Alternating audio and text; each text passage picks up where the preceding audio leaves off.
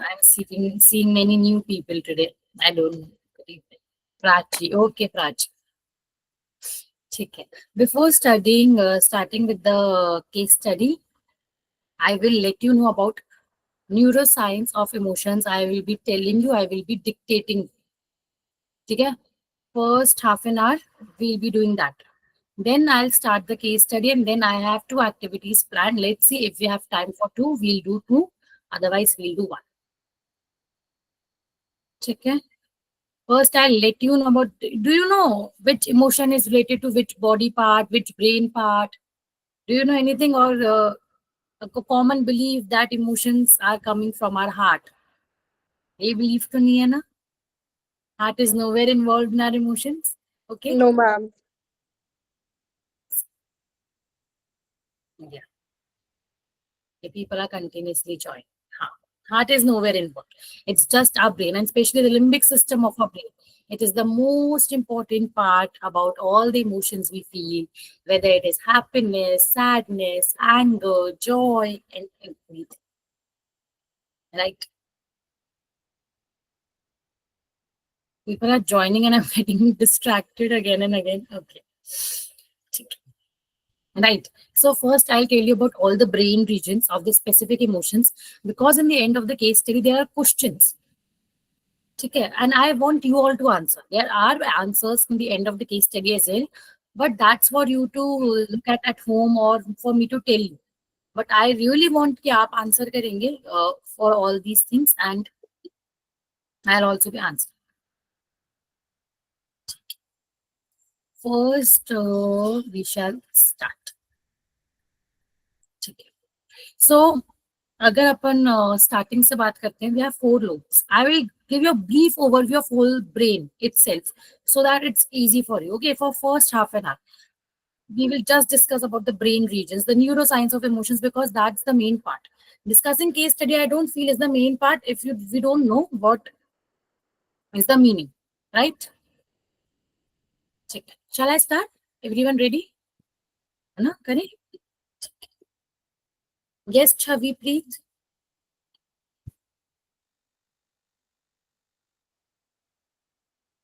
You raised your hand. You wanted to give a thumbs up, and was that by chance?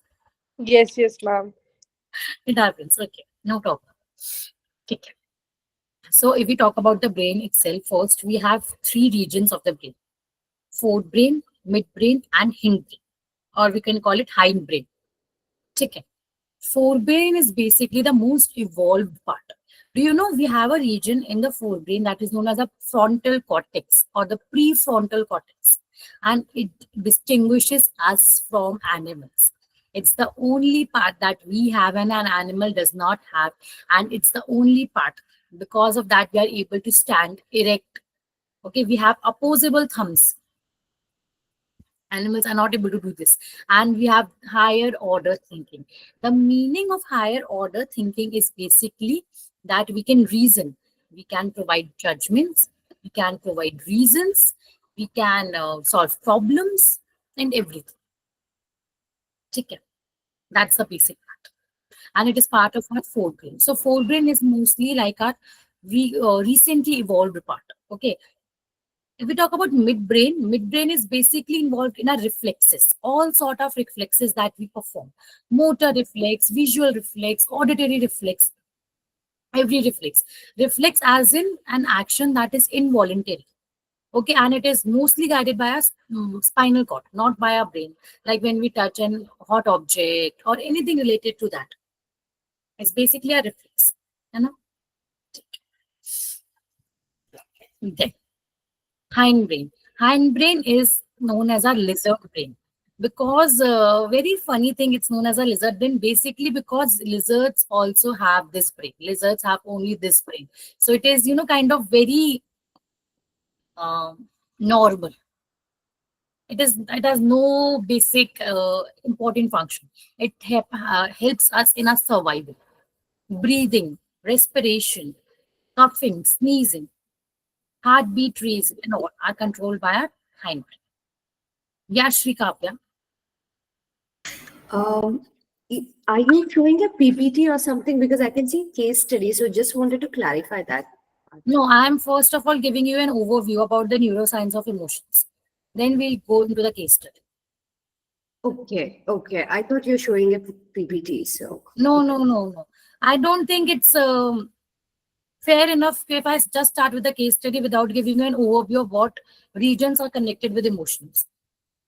right. So I that's what I thought. Overview is shown in the PPT, so I was just struggling to understand. No.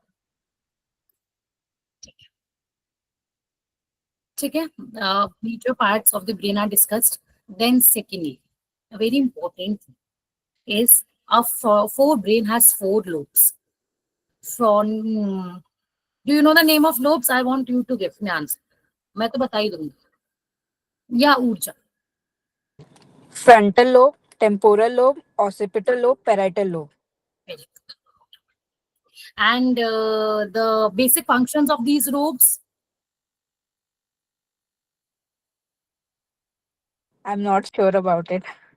No worries. No worries. ठीक है. किसी और So को पता है? frontal, yeah, the frontal is for execution of decisions and whatever decision making basically that you do, that is done with the frontal lobe. I'm just telling you the basics only. Temporal lobe is for the senses mainly, and yeah, I think I need to brush up on this. Okay, no worries, no worries. Thank you for answering. Yeah. No, Subrajit, not whole frontal lobe's basic function is not for emotions. A particular part of frontal lobe limbic system is for emotions. But agar apan, we kind of see it in an overview, frontal lobe like Bhavna said, execution of functions, execution of decisions, problem solving, decision making, that gray matter, right? Whole of our brain is gray matter. Our brain is gray and white. Gray for the cells and white for the myelin sheet. Yeah. So I don't know why people, just an opinion, say that psychology is easy because we have to study whole bio in that. And when I was preparing for net, I realized that I had to remember, like memorize the whole brain. That's why I'm telling it very easily. I don't have any notebook in front of me or anything. I just remember because of the exam. But if you have to, even the eye structure, even the structure of the ear, except for heart, everything. I think. Yeah. Okay. What were we talking? Yeah.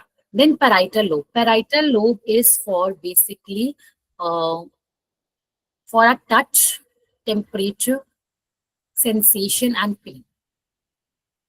Like if we touch something, the texture, we see it's soft, it's hard. Even for clothes, if we are saying it's organza, it's cotton, yeah, kinesthetic senses, yeah, it's for parietal lobe. Even the temperature we feel, if you're feeling hot or cold, it's done by a parietal lobe.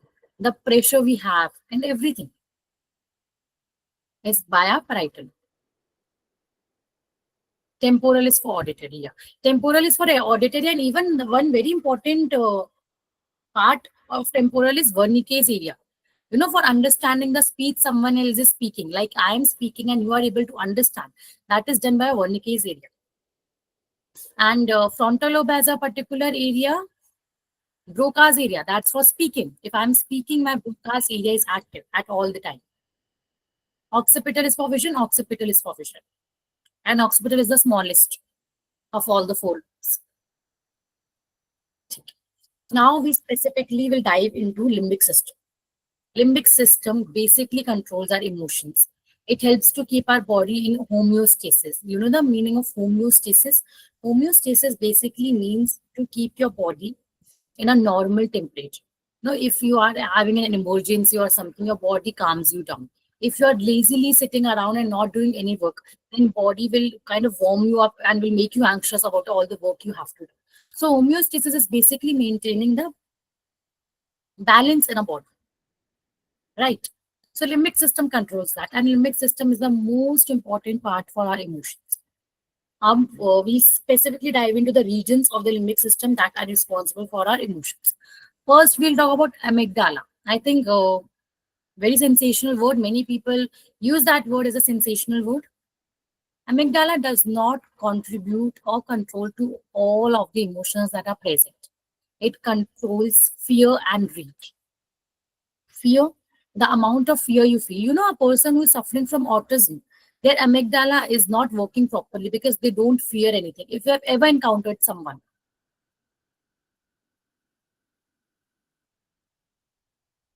your screen is showing the case study because the class is of case study. Okay, I'm just providing you an overview so that it's easy for you to understand the case study. There will be no notes for this. If you want, you can write down what I'm saying. Okay. Yeah, Pragnesh. Ma'am, you said the amygdala is mainly related to fear, and what other thing is? Rage. Okay, thank you. Yeah. Amygdala is responsible for fear and rage. As in, kind of we get angry. We All of these situations are controlled by an amygdala. And if amygdala gets damaged, it's because if amygdala gets damaged, it will result in docile behavior. As in, you will be very sensitive. You will be very docile. You will not say anyone anything. You will not even try to be angry, even if someone has hurted you, even if someone has, you are in an accident or something.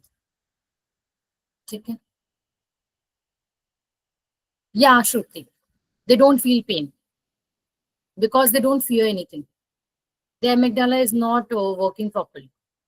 Even for pain, there is a specific part of the brain, cingulate gyrus. That is also a part of limbic system. Their whole limbic system is not. You will not provide notes. Why? Because the classes of case study, Jand Khan. I'm sorry if I'm pronouncing it wrong. There are notes at the end of this about the regions of the brain. I'm not showing it because those are answers to the questions which I will be asking you. इसलिए मैं अभी दिखा नहीं रही हूँ, but after class you will get this, and there are mentioned all the things I am saying right now. I'm just telling you first because there are questions that I will be asking you after discussing the case study. ठीक है?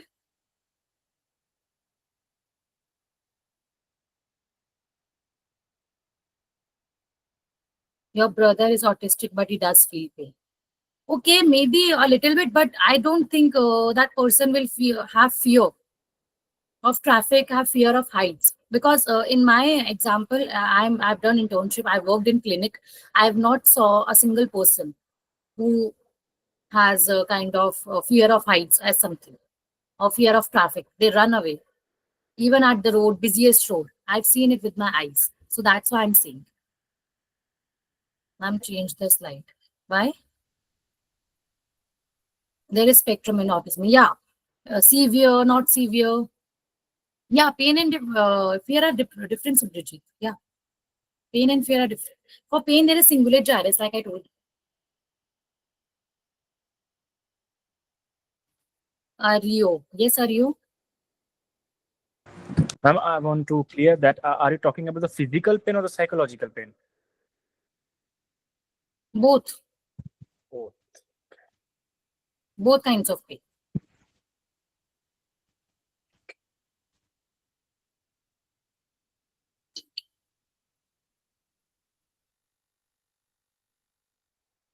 Then I will show you the answer. I think many of you are getting confused. So I will show you the slide where the emotions are present.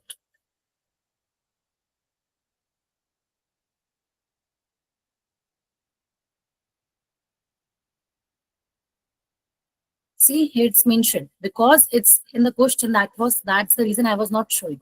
But amygdala's function is mentioned. Prefrontal cortex, I discussed that's function is mentioned. Neural connectivity is mentioned. Everything is mentioned.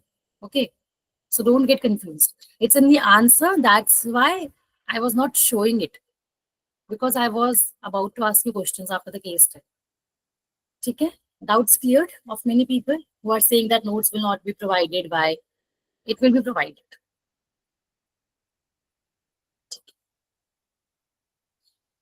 Okay, then there's septum in the limbic system. Septum is for pleasure functioning, for your happy emotions and all. Okay. The way in which you feel happy is for septum. Can you spell it? I'm not getting SEPTUM. EPTUM. T, tomato. Yeah. TUM. Okay, for pleasure functioning. These are mostly the basic parts. Cingulate gyrus, like I told you, is for pain. And cingulate gyrus is, a common knowledge that I'm giving you, is the largest part of the limbic system. And septum is the smallest part of the limbic system. Okay. Apart from that, I don't feel anything is very much necessary. Frontal lobe will control all your emotions. I think it's enough. We should start with the case study. Ma'am, can you please again tell which is the largest part of the limbic system? Cingulate gyrus is the largest part, controlling pain, and septum is the smallest part, controlling happiness and pleasure. Shall I spell it out as well? Yes, ma'am. Okay, so for septum, I have spelled it out, SEPTUM. For cingulate gyrus, it is CINGULATE. Gyrus, GYRUS.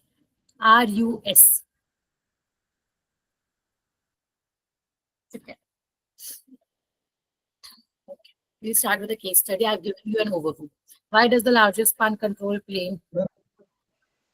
I'm sorry, Mr. IFS. I have not made the body part. Okay, it's a biochemistry. We cannot do anything related to that matter. It can be the reason that we feel pain in very high intensity, and we don't feel happiness in that much high intensity. Basically, that can be also the reason. So a large part is required for you to control the pain you feel. Yeah, maybe that's the reason, but there is no specific reason. There has not been any research for that part. Yeah, Neha. Yeah, ma'am. Good evening and good Good evening, evening. everybody.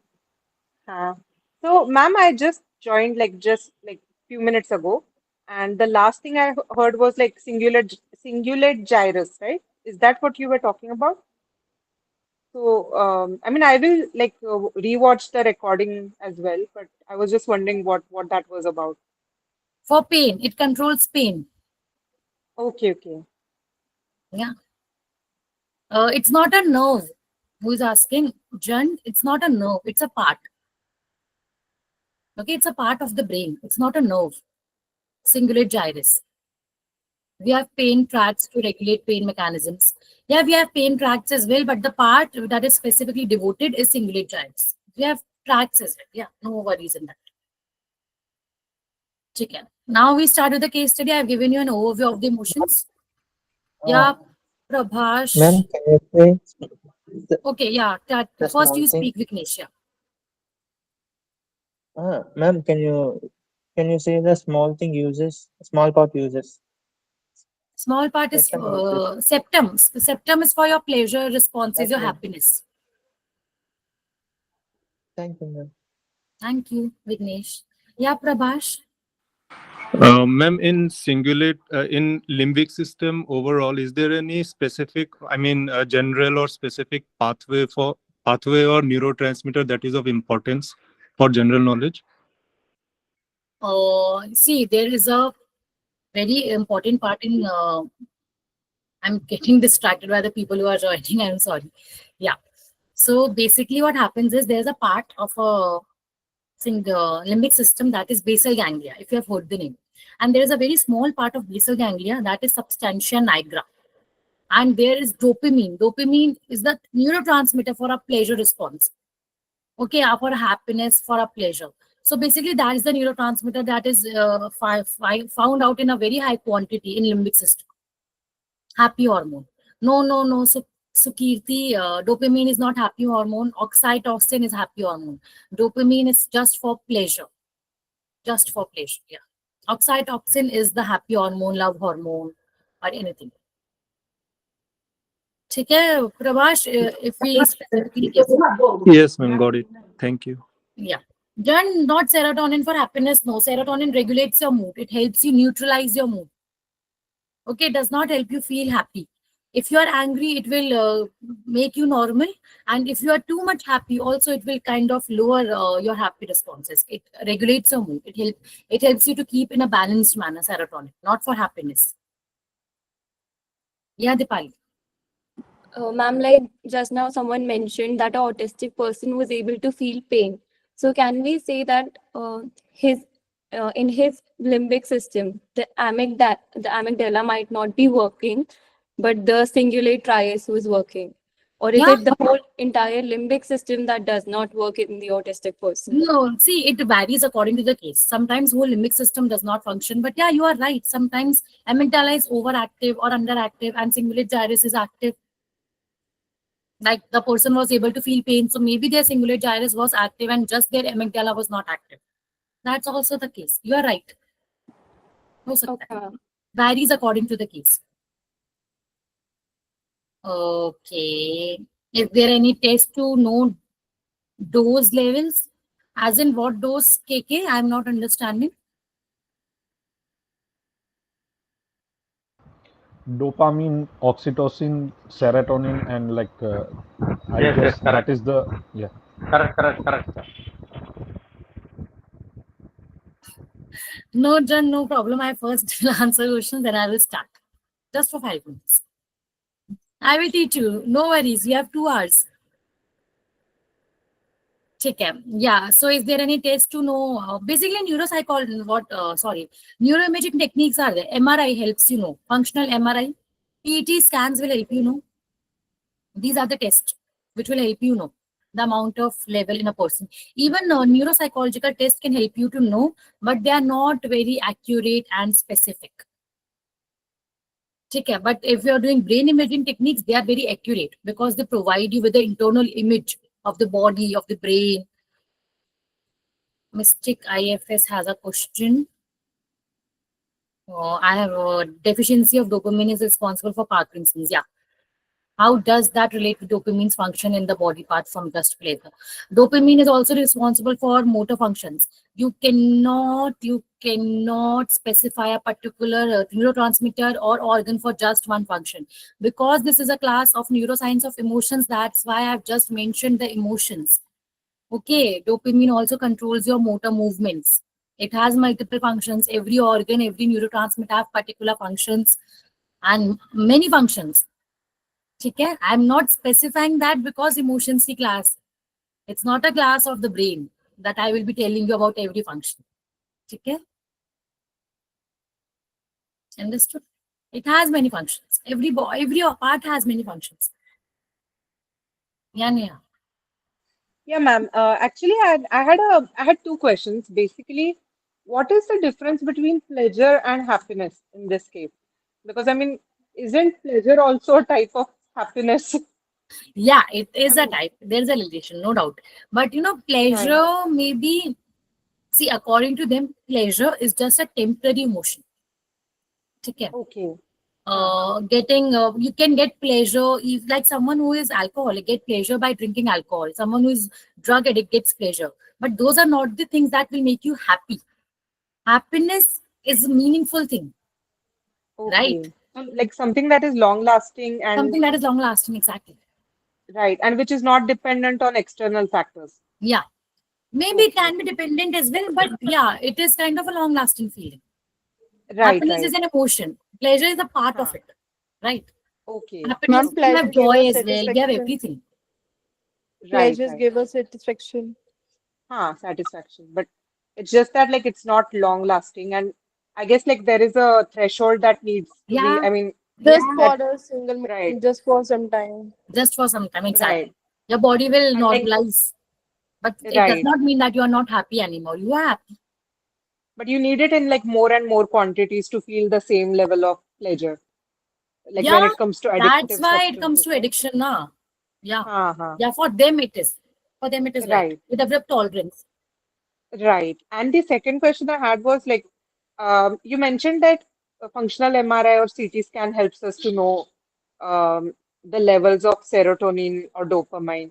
But how isn't that like a quantitative thing? Like when you're looking at, I mean, is it based on like body weight and things like that? Like how would you know No, no, no, if it the is not level is based normal? on body weight. I will not say it is based on body weight, but yeah, Huh. it is quantitative. But we have neuropsychological tests as well to the emotions. If someone is Okay. just responding sad responses to everything, basically then Uh-huh. their body oxytocin level is low, Right, right, right, right. Because right? I mean, because if there is something wrong with the structure of the brain, then that would, I mean, first, like we would see the behavior, and then, like, I mean, Yeah. based on like First, the we will behavior. do the neuropsychological test.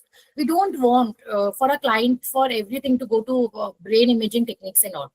First, we will Right, right. do the neuropsychological test. But if we don't get sure by that, Huh. then we do brain imaging because it is quantitative. Right, right. And Our also, tests like, are if there qualitative. is, right, right, ma'am. And also, if like there is a like we said, long-lasting happiness, like here, if it's like long-lasting feelings of sadness or something, then that would point to a major concern, right? Because I mean, despite doing things, See, I if mean, someone has exercising or, depression, basically huh, you know their serotonin level is low, their mood is not regulated. You know, right, but if you huh, don't get clear answers, then you can do brain imaging. Otherwise, it's known to you. right, If right. you know, you And can also, do. right. I mean, that's like the ultimate stage where like nothing is working, and basically Yeah, we need to see what is yeah, wrong. yeah. Need to know what specific reason. For them, Huh, you huh. need to do brain imaging. Okay, ma'am. Okay. Thank you so much. Thank you, Neha.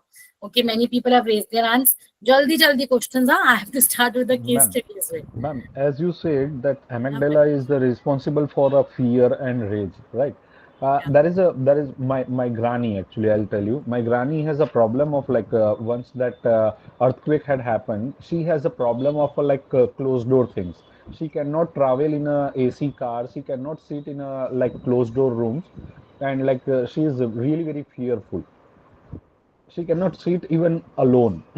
So, is there anything related to her this limbic system or something like that, amygdala? It can be, the fear gets established. Maybe her amygdala is functioning too high. That can also be the reason. So she's feeling too much fear. And it can be psychological as well, because it can be a phobia as well. Because of that, she has harbored a phobia in herself. There can be Okay, both of the reasons. Yeah, claustrophobia, as in, right? okay, It can okay. be related to anything. All right, all right. Yeah, Yeah. thank you. Thank you. Thank you, Pragnesh. Okay, Prabhash. Ma'am, in autism spectrum, does this fall under neurodevelopmental disorder category?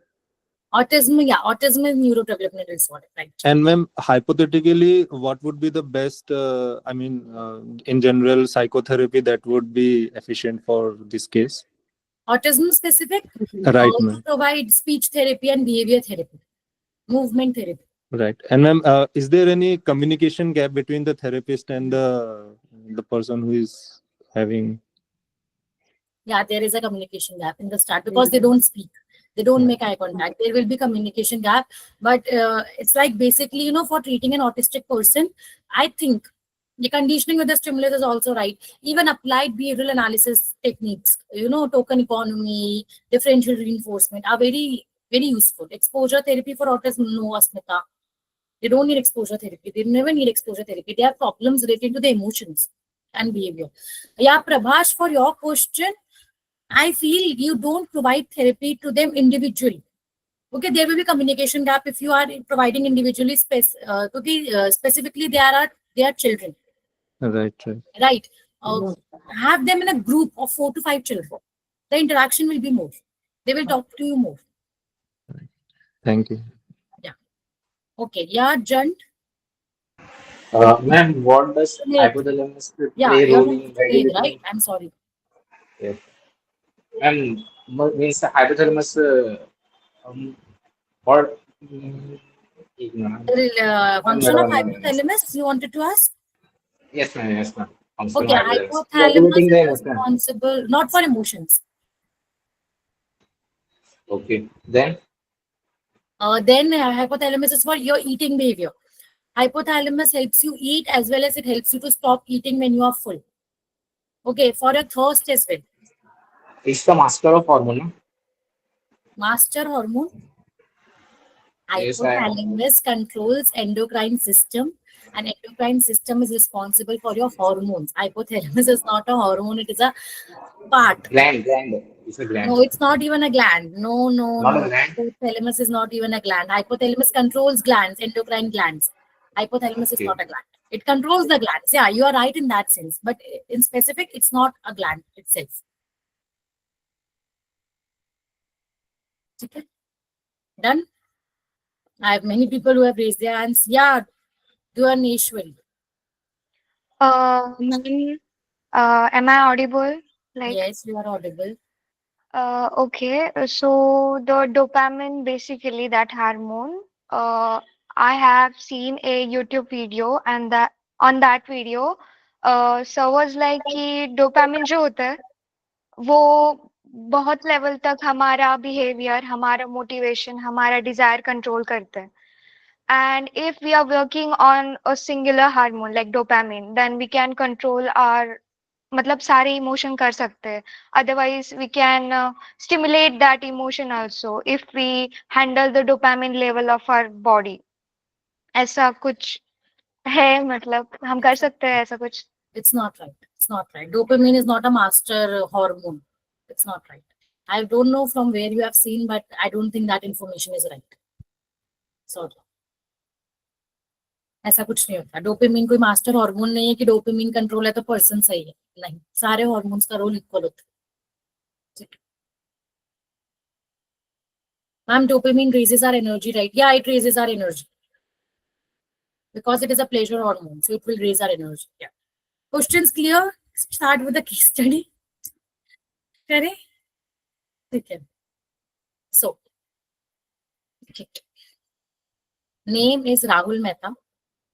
His age is 32 years. Gender male. Cultural background is Indian Hindu family. You should remember all these things. Okay? Because you have to relate it to the case study. Occupation is he is software engineer at a tech startup company. Location is Hyderabad, India. Marital status, he recently divorced. Highlight the recently divorced. A person who has been recently divorced may be suffering from depression. I'm just telling maybe, I'm not saying it is written here. But, you know, any problem, maybe related to anxiety problems or any problem can be the cause. So if any client has come to you telling they're recently divorced, you have to remember it. And you have to kind of, shape your words accordingly. Then living situation, he lives alone in a rented apartment. Yeah, exactly, Palak. Circumstances are very important. Even his living alone in a rented apartment is very important. It can signify loneliness. It can signify helplessness. It can signify sadness. So we have to remember all these small details. Yeah. Environment too, exactly. The environment, the amount of friends, all these are very important knowledge. So presenting issues, the problem from which Rahul is suffering, we have to know that is. So Rahul has intense mood swings ranging from irritability to profound sadness. Okay? He's irritable, he's sad, maybe he's lonely, maybe he's having anger issues, anything. Because he got recently divorced and at the same time, he's living alone. He does not have his family around. Difficulty managing anger, leading to outbursts at work and conflict with friends and family. So he's suffering from some anger issues as well, because of which he is isolated because he's having conflicts with friends and family and he's not talking to them. He has pervasive feelings of anxiety, particularly in social situations and during work-related tasks. See, if someone has anxiety, especially in social situations and in work-related tasks, it means maybe he has social anxiety disorder. We don't know if he has or not. It can be mild as well, but it is specifically mentioned here that he has trouble in social situations. So that if he is in a group of people, if he is in a party with people he don't know, in a company party, he gets anxious. Maybe because of the way he has to speak to other people. Maybe he thinks that other people will judge him. He will feel embarrassed or anything related to that matter. But it could also mean that he's just an introvert. It could also mean that he has just an introvert, okay. But it is clearly written pervasive feelings of anxiety. An introvert does not have pervasive feelings. Okay. इतनी high anxiety तो नहीं हो जाएगी ना आपको social situations में if you are introvert. Sometimes it can happen, but yeah, not pervasive. Yeah. Not pervasive. Yeah. I'm also an introvert. But I don't feel if in any social situation I will have pervasive anxiety that I will not be able to speak. If an introvert has to give a presentation, that person will give a presentation. He will have Right. to talk in that situation. Ma'am मुझे होता है ऐसा means problem होती है social anxiety बहुत ज्यादा कभी कभी हाँ फीवर भी होता है ऐसा होता आपके साथ होता है? है yes ma'am Try to Can you deal with please it. मेरे elaborate? साथ भी होता है. Can you please elaborate more, ma'am? Pervasive feeling of anxiety. Can you please give more example about it? Elaborate. Okay, pervasive feelings of anxiety, as in too much anxiety when you are in a social situation. Pervasive can mean that too much, as in the person may be sweating, trembling, shaking when in a social situation. Okay. Yeah, Pragnesh, you were saying something. Yeah, ma'am. Actually, the way you said, even I have faced the problem wherein like I am going for some presentation or something. Although I am aware about everything, I know that whomsoever I am giving the presentation, they are the seeker, and I am gonna give them the knowledge. Then, to some point of time, it may happen that before starting the session and all, I got severe. I got pursue it a lot. So So. you think that you might have some sort of panic attack or something? Uh, to be very frank with you, I have heard a lot about panic attack, and I have heard lot many people, but I never knew that this is what the panic attack is all about. So there may not be that was a panic attack, but I don't know the terminology of that panic attack actually. Yeah, because the way you are saying that you were shivering or something, that is more Mm. related to panic attacks. It can be social anxiety as well. Yeah, It can be. social anxiety. That is, yeah, social anxiety is there. Like, Is there, yeah. yeah, yeah, And it is in a high intensity, I feel, in your case. Like normal social anxiety, we all yeah. have when speaking, stage fear and all. But I think in your case, it's little more than the normal. So one more thing, Stage fear, when ma'am. Stage. Yeah, sorry. Yeah, Bhavna ji. no worries, no worries, you can talk. Yeah, so I was just telling that stage fear is not there. I'm always okay with the stage fear, like stage performance and all. But when it is coming with the group, say 10 people or 20 people only, if it is more than 50, I have no any kind of a So, tension. maybe it can be as like that. When there are more than 50 people present, many people don't even listen. It's true. True, But if true. 10, 20 people are there, there is anxiety that they can Yeah, ask questions and you can see yeah, them clearly. That's also the they case. You are can see their faces. highly intellectual people. They know the subject very well. Yeah, Ma'am, I do have something to say about it. It can be inferiority complex because the persons he's talking about are in higher intellectual. intelligence than Yeah, him. Yeah. yeah, it may So be. yeah, I had this question. So ये जैसे pervasive feelings of anxiety is there in particularly in social situations and whatever. So this could be temporary also, and this could be happening because of his mental state. Or Yeah, I it mean, it could be doesn't need to happening be. because of mental state. Yeah, Yeah, so it doesn't really need to be like a social anxiety disorder, but can be temporary also. it I can mean, be that we temporary have to also. find out. Yeah. For that, we have to read the whole case study to find out whether Right. Right. it's Yeah. Yeah. temporary or not. Yeah, but it Right. can be temporary as well because of his recent divorce and all. Maybe he must. It can also be the thing na, that you feel that everyone will ask you why you got divorced and all. There can be anxiety because of that as well. Yeah, I mean that can happen after a trauma or some Yeah, kind of event that people happens. question. People have a habit of questioning. Right. Okay, who has raised hands? Yeah, Duneshwari.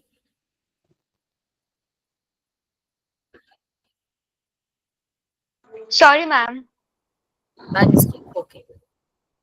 Okay, yeah, Swati, speak. Yeah, good evening, everyone. So, I would like to relate myself with the person he just spoke that when he is around a group of 10 or 20 people, he does feel that anxiety picking up. And see, I'm a public speaker, a motivational speaker, basically. So, where I'm speaking to 500 people at a stretch on a stage. So, usually, I just want to relate this thing with him. Like, I do feel this type of anxiety, or not exactly anxiety, but I become a little conscious when I'm around a group of 10 or 15 people. And I just wanted, since I am a counselor, a therapist, so I just want to give a fair, a word to it. Like, what happens, like when we are in a closed space and there are 10 to 15 people sitting around us or maybe in front of us as an audience, so we usually feel intimidated by them, and this fear has come from basic human instinct from cave age, like where we have evolved from that stage. So this is a very inherent kind of fear that we all have, that intimidated, because when we see 10 to 15 people looking at us Yeah. when we are talking or we are doing something, so this is very much normal and very obvious thing. But eventually when you practice often going in a crowd, in a lot of 10 to 15 people, it eases with time. So this is what I wanted to say to Yeah, it the is person, like I don't know the exactly. name. Yeah, Apologies thank you, for that. Swati ji. Yeah, Pragnesh so here. Pragnesh here. yeah, Pragnesh ji, so this Yeah. this is the case because I'm studying, like I'm doing my MSc in psychology now, like Oh, wow, after great. 10 degrees. So this is one thing what I have concluded, that we have this innate fear. It doesn't come from anywhere. It is the that 20 eyes looking at us. Looking at you, It yeah, yeah, judging so you. that yeah, it But the judgment comes actually, later, but it's like they are true. looking at you, so that that fight and flight mode, it activates that Yes, pre yes. kind of thing, that you are a prey, like they are going to attack you, that first thing, that is a basic thing which comes to our mind. So this is all, like I just wanted to Thank you say so to very you. much. Actually, I when Absolutely. I Thank you so perform in much. front of 2,000 people, I never face any kind of problem. It was so smoothly I did it, and like everyone was so happy with it. But the moment I'm coming in front of 20 or 10 people, the same thing. Yeah, and you are right. Like the problem lies there. That fight and flight in between, I'm always stuck in a freeze mode, and that freeze mode is on a very longer run. So that is the reason like why I'm always stuck in that such situations. Okay, Thank you, so Swati ji. Yeah. there's a very good thing, I don't want to take Yeah, please. anyone's time over here. See, Yeah, there's like you have seen the red signals on the street when you're driving your car, right? yes, You need to stop. So there's a stop, like red, green, and yellow, right? So I always tell to yes, people when they go through this type of problem, when you are freezing mode, that is like your stop. Like take a pause, take deep breaths, that 4 into 4, or box breathing, yeah, yeah, yeah, and yeah, then yeah. go to orange and then move on to green. So I mean, say I don't know Great. if it all it works for you. Oh wow, thank you so very much. So nice of you. Thank you. Thank you. Really, thank you, Swati. Thank you so much. Yeah. Okay. Neha.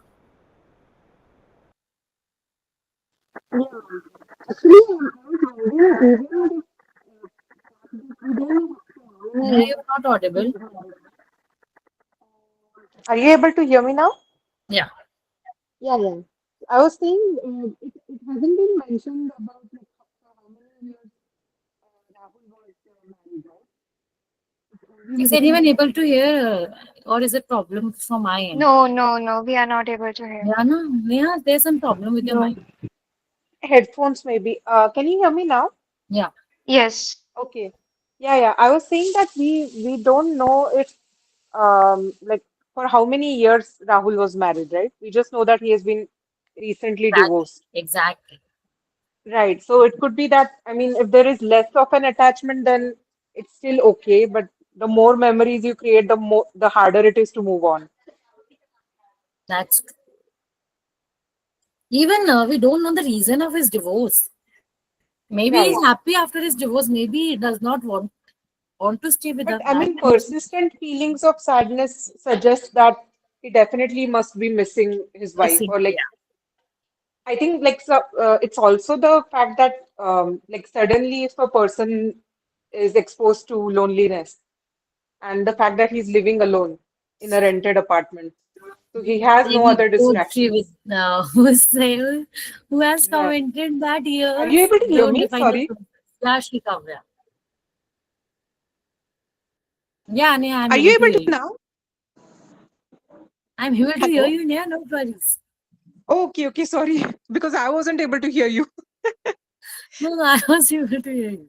I Oh, was sorry. just seeing the comment of Sri Kavya. She has written it very Right. Okay. Yeah, let me Years check does her not comment. define closeness. Years, where do you see it? Oh yeah, years don't define the closeness. No, I meant It's like, I not. mean, just the routine, right? Yeah, I understand. The attachment. Even if not the love, the Right, habit of seeing. That's also an important right. factor.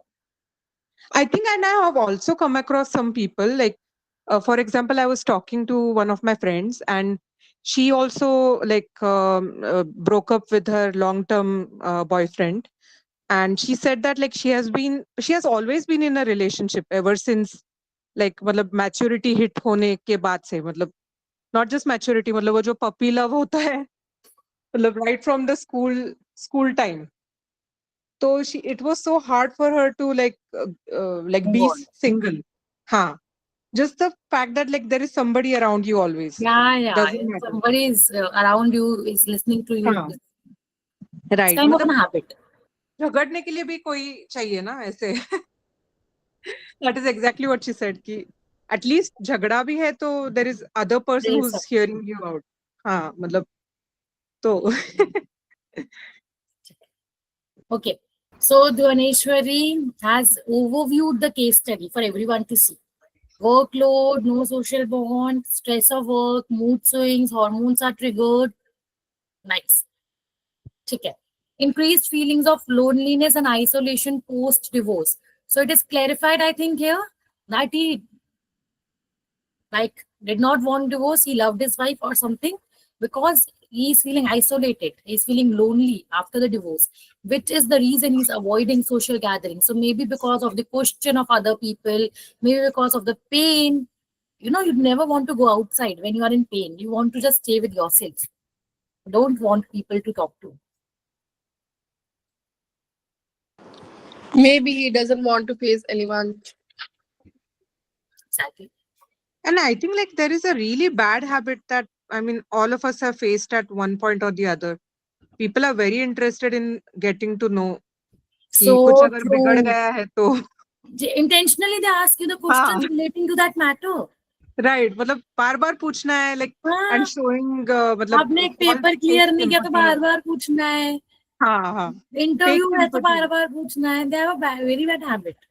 Right मतलब इसीलिए like कोई test है तो इसका result आया या नहीं like it's like adding more to your anxiety कि चुप करो मतलब अगर आपने कुछ नहीं बोला तो Even नहीं हुआ है. even calling at our home after 10th boards, 12th boards. I हाँ ओ faced माय that. गॉड वही तो एंड देन कंपेयर करना कि ओ मेरे आपके बेटे ने वाह no. बहुत अच्छा किया लेकिन मेरे बेटे ने 90% मार्क्स लाए हैं. Important to ask. मुझे उसको बताना भी नहीं पड़ता था पढ़ाई My करनी है. anxiety. What is Right it's like I don't know what they get. that apart us from the socially, I'm sorry. ma'am? Yeah, Chavi. I was saying that कि यही है बंदे जो हमें सोशली बैकवर्ड करते हैं. पहले हमें करते हैं. डिफरेंशिएशन सिखाते हैं. Yeah. देन हमें मतलब you या should know difference. राइट मतलब मैं क्या बोलूं आपको लाइक मेरे नेक्स्ट डोर नेबर जो है उनकी जो बहन है like she has been divorced for a long time and वो बहुत दिनों बाद like she lives in a different part of the city same city में and she had just come to visit her brother along with her mother and हमारे सामने के neighbours उन्होंने introduce कराया उनको मुझसे तो व्हाट वुड एनीबडी से कि ठीक है वो अपने नेबर की बहन है दैट्स इट राइट ये वही बहन है जिसका डिवोर्स हुआ है like what was the point of that and it became so awkward and मुझे इतना बुरा लगा कि एक तो पहले ही like that person is already feeling conscious. Suffering. Yeah. हाँ एंड ऐसे नहीं कोई मजाक में थोड़ी ना करता है ऐसे मतलब कुछ बहुत बड़ा हुआ होगा इसीलिए किया है राइट. आई वाज लाइक ये तो मतलब कुछ नहीं हो सकता इनका मतलब Oh, एंड वो अंकल थे तो I think they just belong to a different generation yeah. Anyway. Great. Yeah, Duneshwari. I feel like we are like psychologists, so basically we should just understand that, analyze it, don't take it personally, क्योंकि हमें जब भी किसी के साथ interact होना पड़ता है, we cannot मतलब sympathize नहीं कर सकते. There are a lot of people, lot of problem, lot of situation. We are here to analyze it, to give them solution, and that's it. Just Yeah, but we are understanding, just yeah. discussing about like cultural impact कैसे होता है. It's not that we are taking personally, but it's funny, Okay, like okay, how people okay. think. I think we should study now. We'll discuss it if we have time. Okay. Okay. Asmita has told if she has symptoms are persistent over 6 months. Yeah, we have to do that as well. Now I will not allow anyone to speak. Okay. Okay. Yeah. Background information. If you want to speak, write it down in the comment section. I will read it out whenever. Yeah. Yeah. People get excited easily. I think we don't have to stay till 10 o'clock. Okay. And I have an activity as well. Family history. Rahul comes from a family with a history of mood disorders. His father has struggled with depression for over a decade. For over 10 years, father had depression. So his family dynamics were kind of affecting. Obviously, maybe his father was not present for him for the whole time. The genes as well, exactly, Samaira. Even the bond, maybe he did not have a close bond with his father because of his suffering and all, and the family dynamics maybe not be good. The relationship between father and mother may not be too good because of that. His mother has anxiety. So mother and father both have the problems. Mother has anxiety and often expresses her fears. Okay, so it's not written that a mother is suffering from anxiety disorder. She has anxiety. So maybe she always feels anxious, but not to that extent that she is diagnosed with a disorder. That's also we have to keep in mind. Then developmental history. So Rahul had a relatively stable childhood. His childhood was stable. His childhood was okay. But though he family history of psychological problems, exactly. He had a family history of psychological problems. Father, depression. Mother, anxiety problems, not anxiety disorder. Because it's not mentioned and we will not generalize according to our own. Developmental history had a stable childhood, but he had some kind of academic pressure from his parents to excel in school. Okay. So Kriti, if you want to speak, type it down. If I allow one person, everyone wants to speak. ठीक है फिर कुछ लोग disturb हो रहे हैं and they are writing in the comment section that we are here to study. ठीक है, I cannot allow. फिर अगर मैं आपको अलाउ करूंगी तो मुझे सबको करना पड़ेगा. ठीक है. He excelled in academics, but there is a but. Is it related to generational trauma? We have not gone to generation yet. It can be related to generational trauma. We have to see it. Rahul's grandfather, grandmother, and all. Okay. I'll ask you your doubts. I'll allow you to speak. No worries. First, let me read it and I will give you the time. 10 minutes for you to speak. I'm not stable childhood mystic may mean that a healthy childhood. Because it was earlier written that his father had depression and his mother has anxiety problems. So we can, imagine that maybe his childhood was not that good. So it is written yet stable childhood. It means that mother and father were present for him. Okay, but they were kind of very persistent about academic results. So they pressured him for academics, which were all of parents do. Nothing wrong in that. He faced stable refers to financially secure. It would have been written clearly, Neha, if it was financially secure. What comprises a generational trauma? It is supposed to be a minimum of 2 generations. Yeah, minimum of 2 generations. So grandfather and father of Rahul. If it's written if it's in that extent, then it's a generational trauma. He faced bullying in middle school, which contributed to social anxiety. Clear why he has social anxiety? Because he was bullied in school, so he has embarrassment or something related to that matter.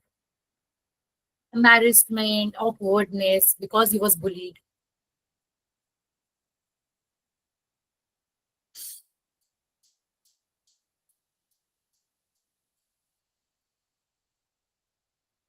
So it is intensified more after divorce. Yeah, it is intensified more after divorce because of the fear. Junaid, I will let you know it after it. Okay. After discussing the case study, I will let you know. how to cope with nervousness, stammering, and then recent stressors. Over the past year, Rahul experienced several stressors. He had job-related pressure as well. Okay, so he had the problems. He had a high-stakes project at work with tight deadlines.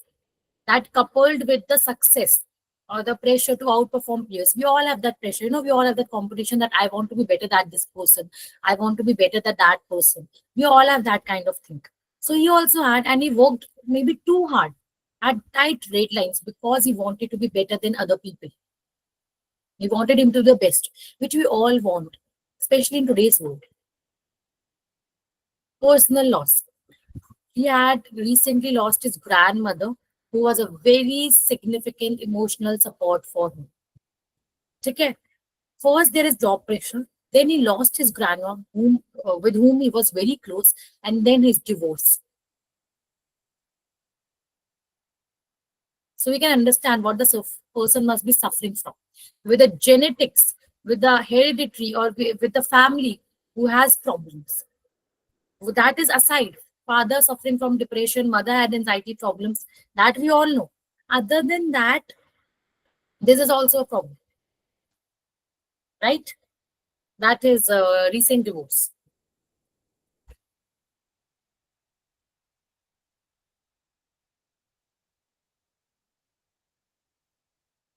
Then current coping mechanisms. What coping mechanisms Rahul is using himself? Avoidance. So his coping mechanism now is a kind of very unhealthy avoidance. The more you tend to avoid people, the more it is hampering on your own well-being. Even you feel, if you have a fear of something and you continuously will avoid that situation, you will never be able to engage. But if you face your fear, the fear will be low and low. The intensity of it will be low. Yeah, it is a defense mechanism for him. Yeah, Tanya. So he withdraws from social interactions when he's feeling overwhelmed. He isolates himself rather than he's seeking support. Because of the recent trauma and all the situation he was suffering from, he's kind of isolated himself and kept himself inside, because whenever he's talking to other people, he's constantly engaging in fights with family and friends, which was written earlier. So you have to link all these things. Right? Why he's not having a support system? Because it's not that family and friends are not present. It's because he's not able to control his emotions and he's letting his anger all out on other people in his life. Okay. Substance abuse, a very unhealthy mechanism of coping as well, a defense mechanism. Use alcohol to cope, to numb your pain, right? To sleep, because alcohol basically, is an inhibitory substance. It lowers down your nervous system. It lowers down your whole body, and it helps you to sleep. Masturbation also. I'm sorry. Is it written somewhere, Junaid?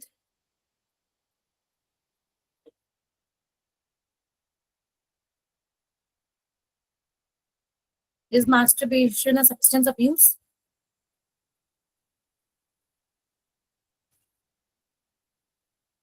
Is it? I'll not allow these kinds of questions. Please.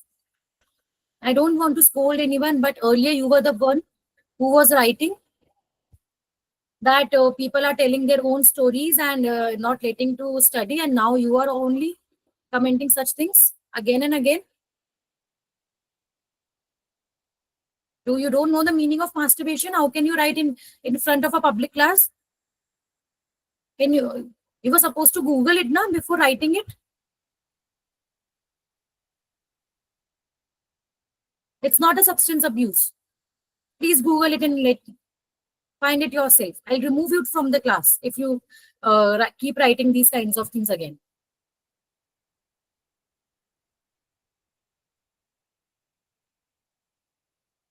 Okay.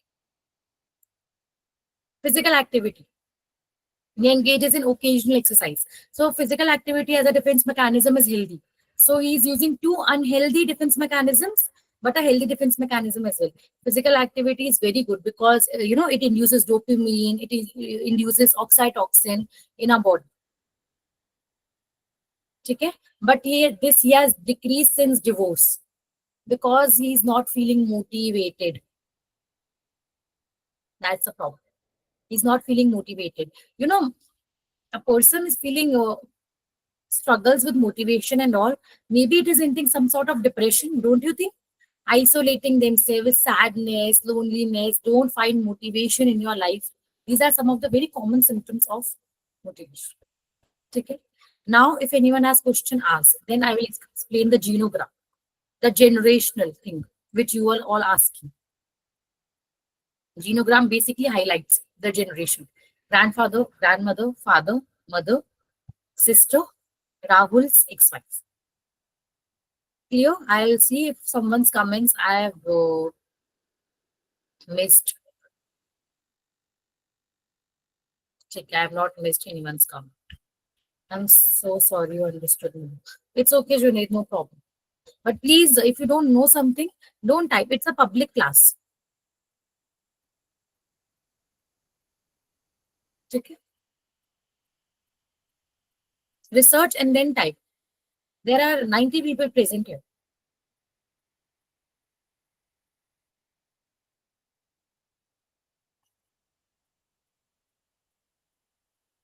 Okay, okay, okay.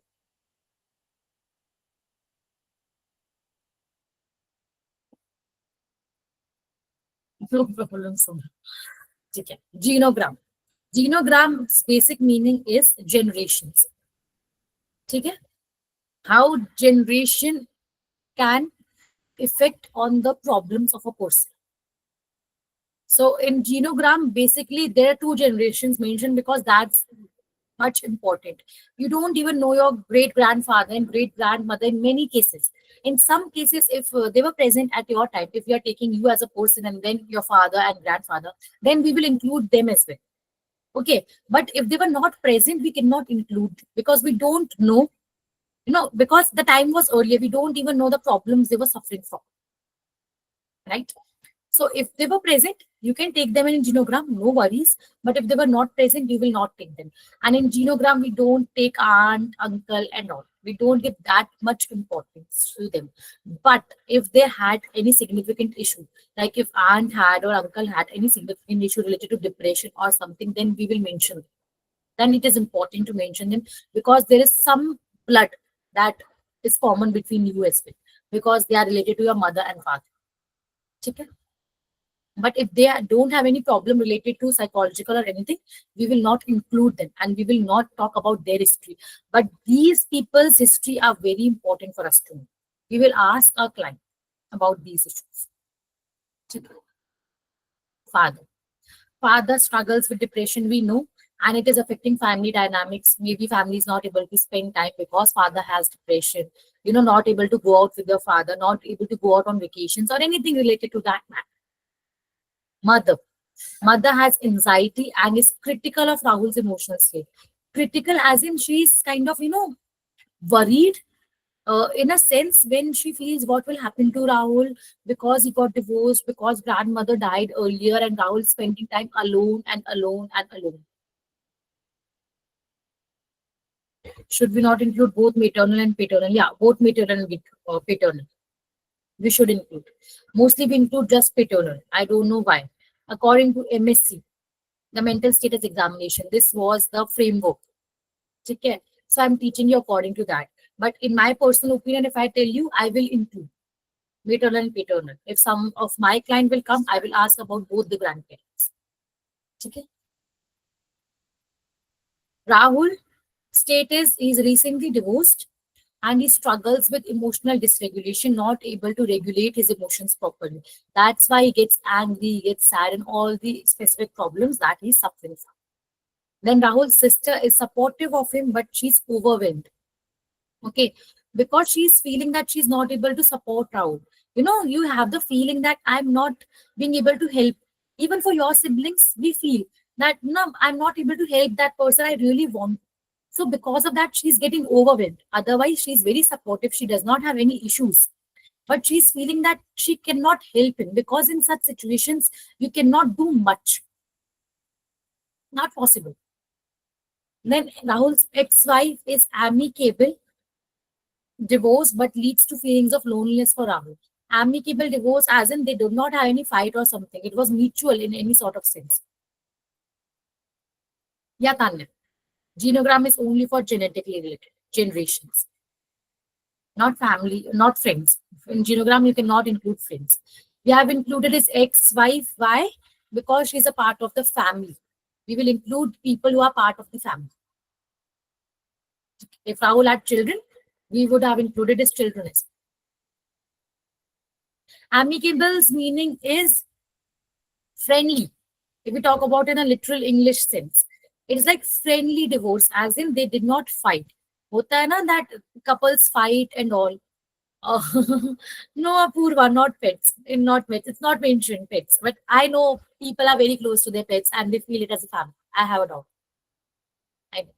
But according to MSC, pets are not mentioned. Okay. Mutual consent. Exactly, Sukriti. Mutual consent. Rahul maybe did not wanted divorce, but he had taken divorce mutually. We don't know the reason for that because he's suffering from feelings of loneliness. So he's missing. But still, he took the divorce. It's not like his wife forced him. Okay, even if Rahul is the eldest in the family, it would mean that he has more pressure.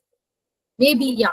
It's not mentioned there whether Rahul was eldest or not, but maybe can happen. The emotional pressure, the financial pressure as well, because he is suffering from job-related stress as well. Then mental status examination. In mental status examination, basically, many of the things you don't ask the patient. Okay, you notice it and you write it down. There is a form as well of mental status examination that comes and you just write it down. And you have to write it down in a sense that your patient does not feel that you are just keep on writing and not talking to them and not paying attention to them. I've seen it with many counselors. They just write it down. They're so keen on writing down the details of everything that they don't focus that the patient is feeling that they are not getting the whole attention from the therapist. And that's a very unprofessional behavior. You have to write it down. Everything in mental status examination, it is required for you to write it down. Yeah. But writing it down in a sense that your client does not feel they are disinterested. Okay, you are disinterested in their problems. So in appearance that you can just write not dressed properly. Afterwards, they are gone, you can elaborate it. Okay. But unke samne, it's not like you keep on writing 4 lines related to that. Not a healthy habit, not a good habit. Okay. And you basically just observe all these things in your client. You don't ask them. You cannot ask them their appearance, how we are looking today.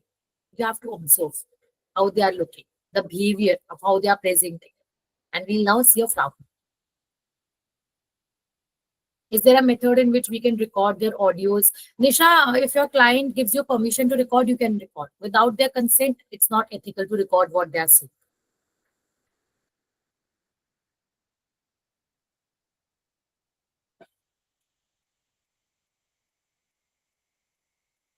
If kids are adopted, then is it considered in the genogram? Yeah, it is considered Shruti in the genogram if kids are adopted also. No issues.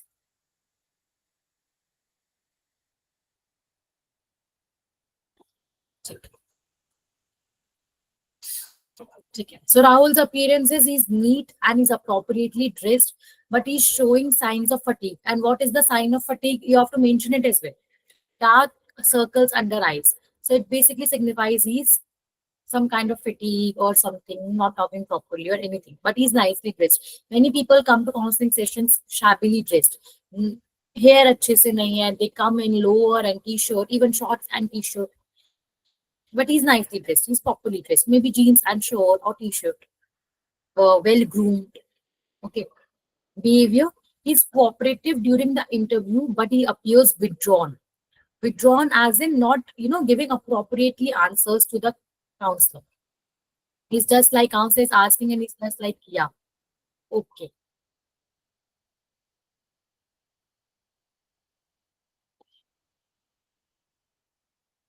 It is an overwhelming task mistake. You get no, you get the habit of looking at them and writing it down, and not looking too much in the note. You should not appear involved. Observing, you have to observe. First session में client आया, you do MSc in first session. They don't talk much. By doing this mental status examination, you get to know two very small details which the client is not telling you. Okay. So his behavior is cooperative, but he's appearing withdrawn. So he's not like wanting to engage in the conversation. Okay, he's fidgeting with his hands, kind of shaking something, and avoids eye contact at times. So he's not making eye contact. Maybe because of the social anxiety he has. The people who have social anxiety, they tend to avoid eye contact. Usually, I will listen to your doubt after explaining mental status. Okay? Speech. Speech is normal rate and volume is also okay. It's not like he's shouting. It's not like he's running with his words. He's very fast at his words or he's very slow. Nothing like that. But he's occasionally hesitant. Basically, maybe it can be the reason now the person wants to speak something, but they are not trusting the therapist because it is the first session. So basically, they're hesitant in sharing out the details. Speech is coherent. Meaning of coherent is speech is meaningful. Sometimes clients, if you have encountered someone with schizophrenia disorder, they don't speak a coherent speech. They have their new words. They have their own algorithm of grammar. They will say something as, he is like that. I'm not able to even say something like that. Yeah, properly forming sentences. Coherent meaning that. So like if I say my name is Tanushree, Tanushree, my name is, Tanushree is my, Tanushree is name. They speak like that. Okay, but his speech is coherent. It means his speech is meaningful. You are able to understand what he wants to say. Though sometimes tangential when discussing emotional topics. So when he's discussing emotional topics, he's tangential. Tangential as in meaning of tangentiality in psychology is someone not wanting to speak about the specific topic, and they're kind of telling other answers. If for emotional topics, if you are asking as a therapist that how for how many years have you remained married, no, not slurred speech, Sukirti. His speech is not slurred speech. You are asking the meaning. It's not here written. Slurred basically means not being able to clear with the words and the sentence you are saying. But tangentiality basically means going around the topic and not answering the question you're asking. And they're just giving opposite response. If you are asking that for how many years have you were you married with your wife, he will be saying like, I am hungry today. So whenever you are asking something related to anything emotional, whether his grandmother or his wife, he's kind of taking you in a loop and not answering the question you are telling. That's the meaning of tangentiality. Understood? But he's not doing it for everything. Only when emotional topics are being discussed, then only he's tangential. Otherwise, he's answering all the questions you are asking. Okay? So basically, it means he's avoiding the topics because he's going around the topics and not sticking on the topic. Mood. So if you ask Rahul, how are you feeling? He is reporting that he's feeling down. He's not feeling good. He's feeling sad. He's feeling lonely. He's feeling anxious because his hands were also fidgeting. So by asking him the verbal response and his hands were fidgeting, that is the non-verbal cue. You can relate whether he's telling you the truth or not. That's also very important. Fidgeting hands, shaking hands signify anxiety and anxiousness. Okay? He displays signs of irritability during the session, especially when discussing work pressures. So when you are asking about the emotional topics, he was tangential. He was just taking you in a loop and not answering the question. But when you are asking about work-related topics, he's irritable, that I don't want to talk about it. I don't know. Anything related to that irritability. Okay. Sorry. Okay. How do you infer whether they are telling the truth or not? See, basically, by the way of seeing their non-verbal cues, it is signified that how they are feeling. A person has come to you, they are not making eye contact, and just sitting, not answering too much. Can you not tell whether they're sad or not? You can tell easily. And when you're asking them, and they're saying, I am happy, I'm the happiest person. Can you not tell if they're lying or not?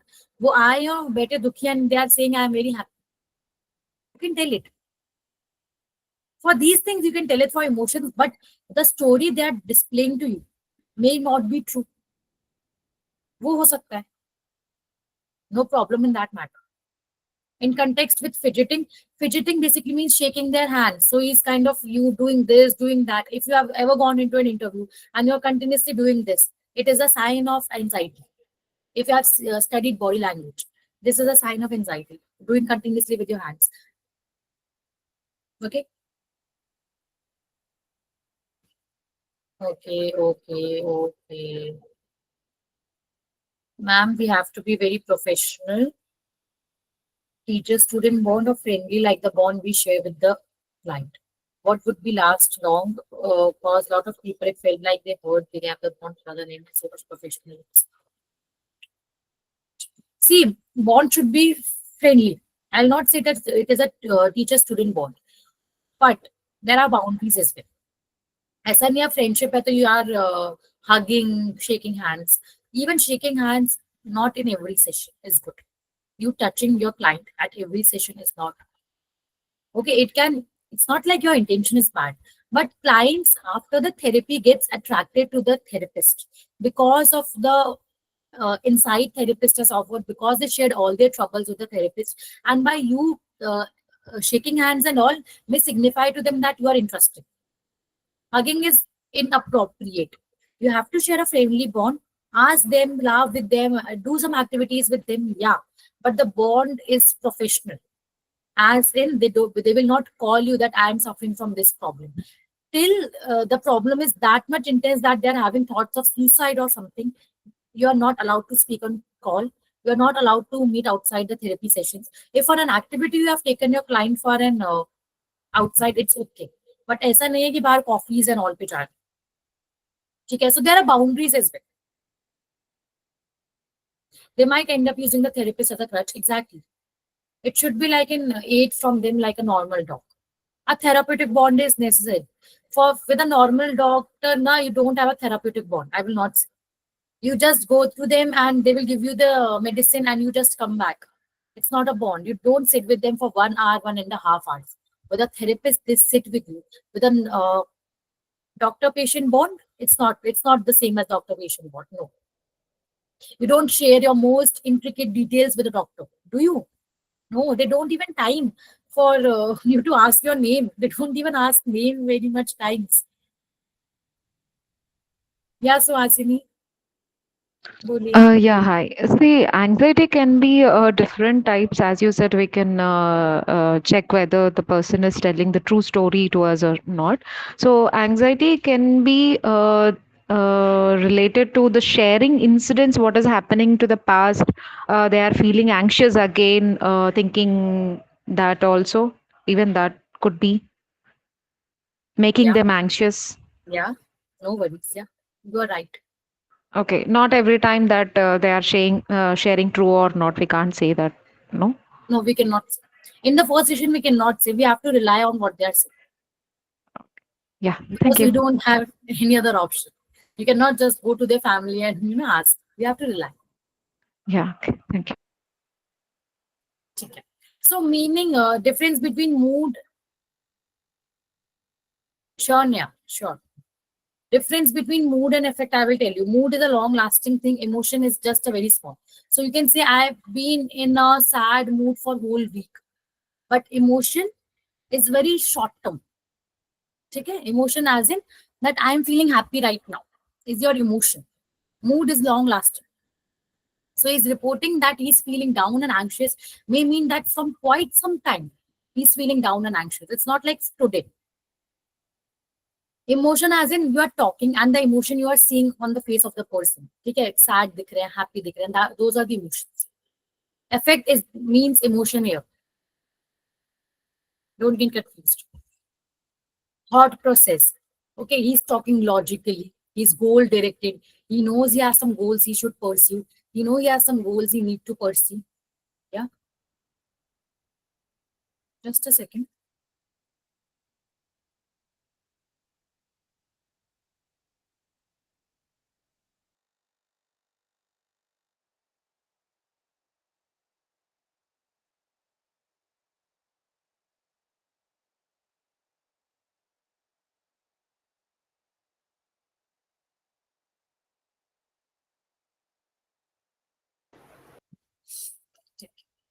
Yeah, I'm sorry for that.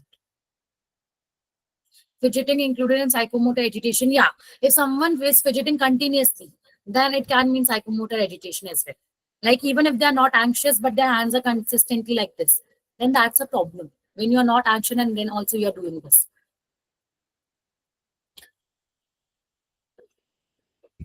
Tics, yeah, in tics and tourates, there are fidgeting psychomotor agitation.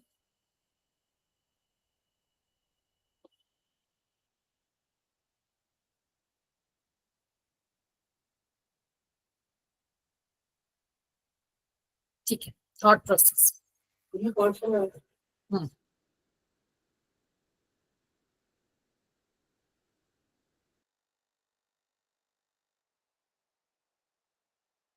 Just 1 minute.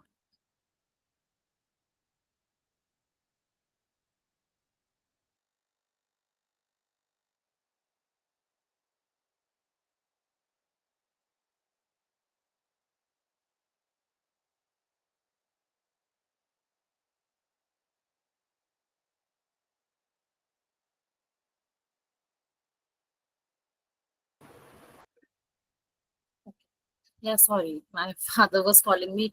It is his time of medicine. Okay, ठीक है. Are there any comments? Agitation in normal circumstances, psychomotor agitation, Asmita, is not common. But agitation when you are going to an interview, you are meeting someone new is common. It happens because we feel anxious. It's okay. Psychomotor is not common. As soon as the word psychomotor is attached, it means person has a problem. Because psychomotor means person is continuously agitated. That's not normal. Even at home, they are agitated.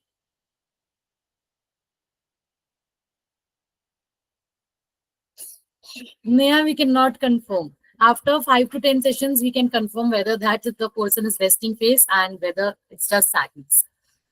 We cannot confirm that. Even after 4 5 sessions, you can get to know. Okay. Thought processes is not. He's thoughtful. He has some goal-oriented behaviors. Okay, he's preoccupied with his work because we, had seen that he had tight deadlines and he wanted to meet. He had meet. Odd content. He has no delusions, no hallucinations, so he means he's not psychotic.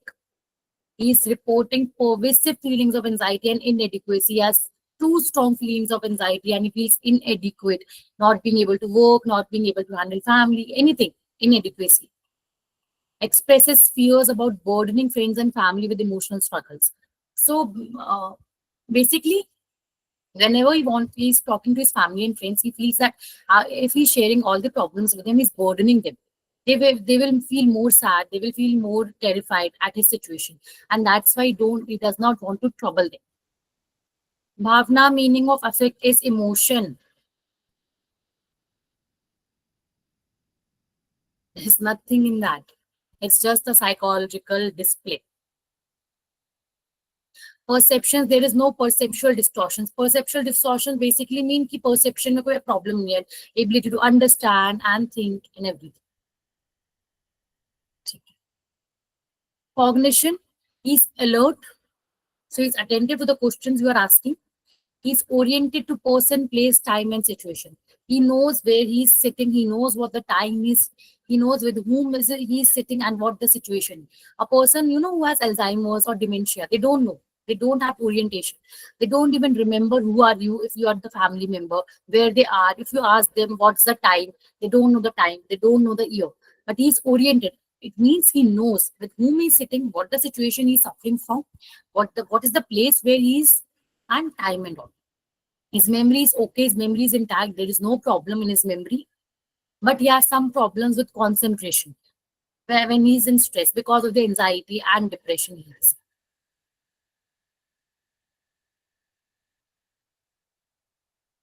Insight.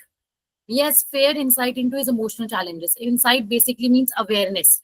Like affects meaning was emotion, insight means awareness. So he has insight that he is having emotional challenges, that he is suffering from some types of emotional problems.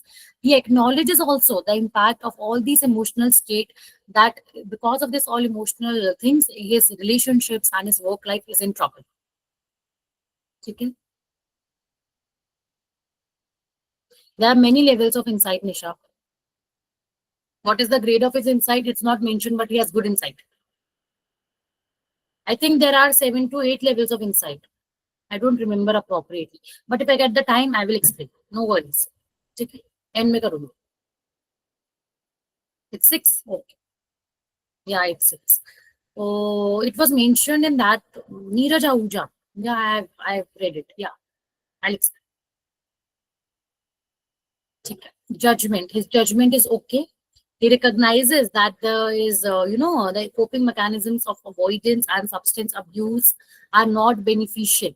He knows the coping mechanisms he's using are not good, are very unhealthy, are very bad. But he's not able to implement healthier struggles. You also know, we overeat food. We are not able to control the junk food. We know it has bad impact on our health, but are we able to control? No, because of the short-term pleasure we get by doing all these things. So he's also not able to do. We know this is the problem, but no, because of the little amount of happiness he gets by doing that thing, he's not able to control. Risk assessment, he is not suicidal. He does not have any self-harm, but he expresses that he's feeling hopeless because of his emotional state. And he's also at risk that he can be more anxious and more depressive if unaddressed. So if he had not come to therapy, if he will not take therapy, maybe his anxiety and his depression will worsen with time. But he's not at suicidal risk. Ab neurological considerations. ठीक है, neurological considerations also we have taken.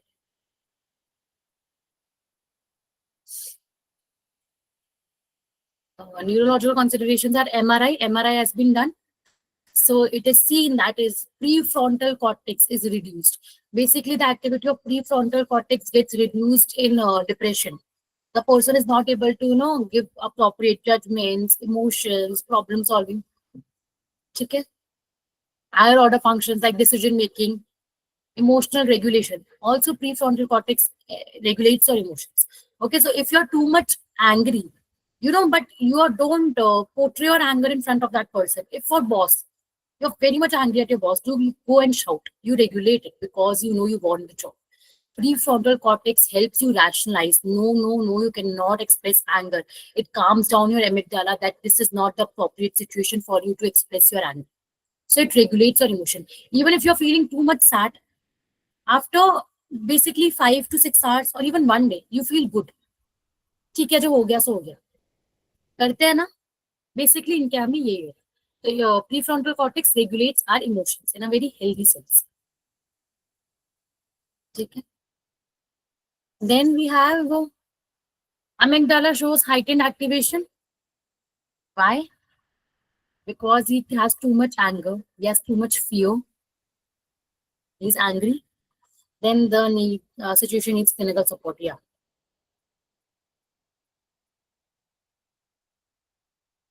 ठीक है. Is particularly during emotionally charged situation. So whenever the situation is having too much emotions for him, whether it's related to his grandmother or his ex-wife, his amygdala gets heightened. Maybe he gets more fear. He gets more triggered by all the situations and rage. The anger he gets too much by talking about those situations which is he's troubling from. So prefrontal cortex has a decreased activity. Amygdala has an increased activity. समझ गए?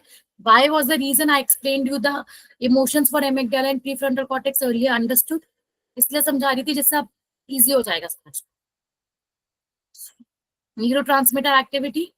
Imbalances in serotonin. Serotonin helps you regulating your mood. He's not able to regulate his mood. He's not able to rationalize to himself that, I should stop feeling sad. It's okay that happened, but I should live on with my life because serotonin is low. Dopamine is also low. He is not able to feel pleasure. Anything is not giving him happiness. Nothing is giving him pleasure. Maybe he liked to do physical activity before. but now he's not doing it. Okay.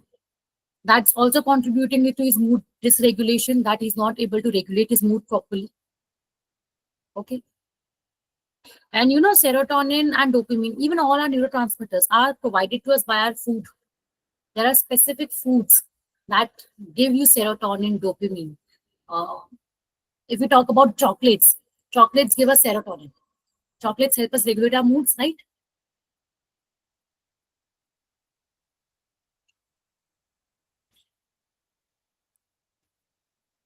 Yeah.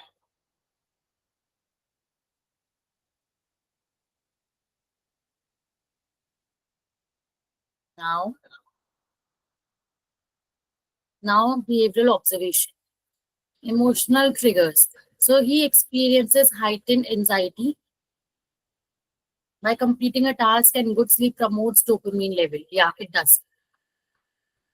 Even by while engaging in something you love, even if you love dancing, it will increase dopamine levels in you, right? It will.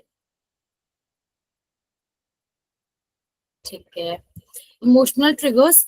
So what is the situation that is triggering his anxiety? First is social situations. And it is also related to his recent divorce has also triggered his social anxiety and his bullying in school. That is the root cause. Root cause is not his divorce. Root cause is bullying in school, but because of divorce, it has kind of uprooted, right? Particularly at work-related evenings or gathering with his friends. He becomes irritable when under pressure. So when he's under pressure, when he has a deadline to do, he's very irritable. He shouts at people, which leads to conflict. So his colleagues don't talk to him much or anything related to that sense. Coping strategies. In the past, no, MSc, yeah, MSc was finished till risk assess, sorry, till judgment. MSc was just till judgment. This is case history, case discussion. From risk assessment, we have case discussion. MSc was just till judgment. Okay. Yeah, Fareen. Sorry, ma'am. Sorry.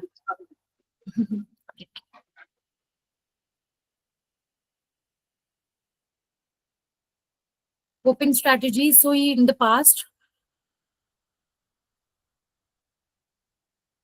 okay, Sharda has sent the levels of insight. If I get time, I'll explain. It takes 5 minutes. I will explain. We can extend 5-10 minutes more. No problem from my side. Check it. Coping strategies. Sibling relationship. There's not mention of much sibling relationship, Brad's. It's just mentioned that his sister is supportive of him, but she's feeling overwhelmed because she feels that she is not able to do much for him. So sibling relationship is good. Yeah, they are close. His sister loves him. That means there's no problem from the side of sister. Coping strategies. He has tried journaling and meditation, but he's not able to, practice it consistently. And if you don't do journaling or meditation consistently, it is of no use. Because these are the things which help you in the long run. After 1 month, you can see the positive effects of journaling or meditation. Right? He often resorts to binge watching TV shows to distract himself. That's also not healthy. Because he's not taking his situations and emotions into account. He's just avoiding them. And the thing which you want to avoid the most is the thing you end up engaging in more. Don't you feel जब अपन सोचते हैं कि ये नहीं सोचना वो thought उतनी बार दिमाग में आएगा आपके जब तक आप उसको एड्रेस नहीं कर लोगे आता है. So he's consistently avoiding a situation, right? Then sibling relationships. Rahul has one younger sister. So his sister is younger. We get to know now. Who is supportive. She's supportive of him, but she feels overwhelmed by her own responsibilities. This sometimes leaves Rahul feeling more isolated as he doesn't want to burden her with his issues. So maybe she has her own responsibilities and she's not able to give too much time to Rahul. And because of that, maybe Rahul is feeling isolated, but he recognizes that she has her responsibilities and he does not want to burden her. It's not written here that he's misinterpreting her, he's misunderstanding her. He's understanding that she is busy, she has her own work, she has her own responsibilities, but he's feeling isolated. He wants his sister, but she's not able to be present for him all the time.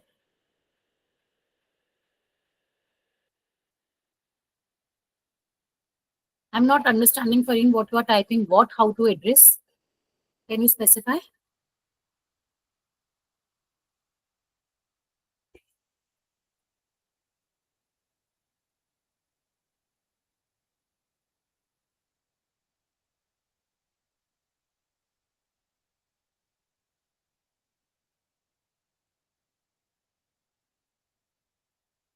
Okay. I don't know about this, Shraddha. Is it like that?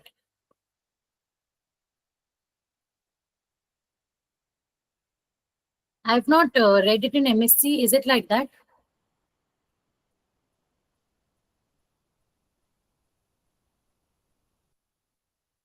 Yeah, Prat. Yes, ma'am. So basically, it goes from oldest or eldest to youngest. So the Rahul should have been in the left, and Okay. the sister should have Okay. been in the right. Okay. Thank you for correcting. I have not made this. I'll like to clarify. Someone else has made this from HOHR, but yeah, I'll make them correct this. Okay, I will correct this. Thank you for letting me know. Thank you. Family communication patterns. The family tends to avoid discussing emotions, leading to misunderstanding. So family dynamics is not healthy. Everyone avoids discussing emotions. So what Rahul will learn? Nobody is telling what they are feeling.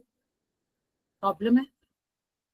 Rahul often feels that his parents, especially his mother, are very critical of emotional state, which leads to his anxiety. So his mother is very critical. She's anxious about his emotional state. She's kind of, worried, but she's critical as well. She passes, maybe critical as in, passing on the comments. Why are you like this? Why don't you go there? And why? Like that. Critical in that sense. So this is also leading to his anxiety. So the way his mother is expressing his worries is not okay. This is not the right way to talk to someone who is depressed. Rahul is feeling depressed. Okay? And whole family avoids talking on emotional topics. So maybe it's learned in the family pattern that Rahul's defense mechanisms are maladaptive because of his family, because his whole family does this only. Right? Social support system. He has few close friends, but they have started to have like pulled away from him since his divorce, avoiding him. He fears that all the emotional struggles will burden him, which will all also contribute to his emotions. So basically, his friends have kind of left him after his divorce. And he also feels that all the emotional struggles he's having will lead to more isolation. Community involvement. Earlier, he used to participate in a local tech meetup group, but then he stopped attending because of social interactions. Okay, so now he's not even talking to family, not going out with friends, not even community. So he's isolated. He does not have anyone with whom he can talk, not even share his feelings, but just for talking.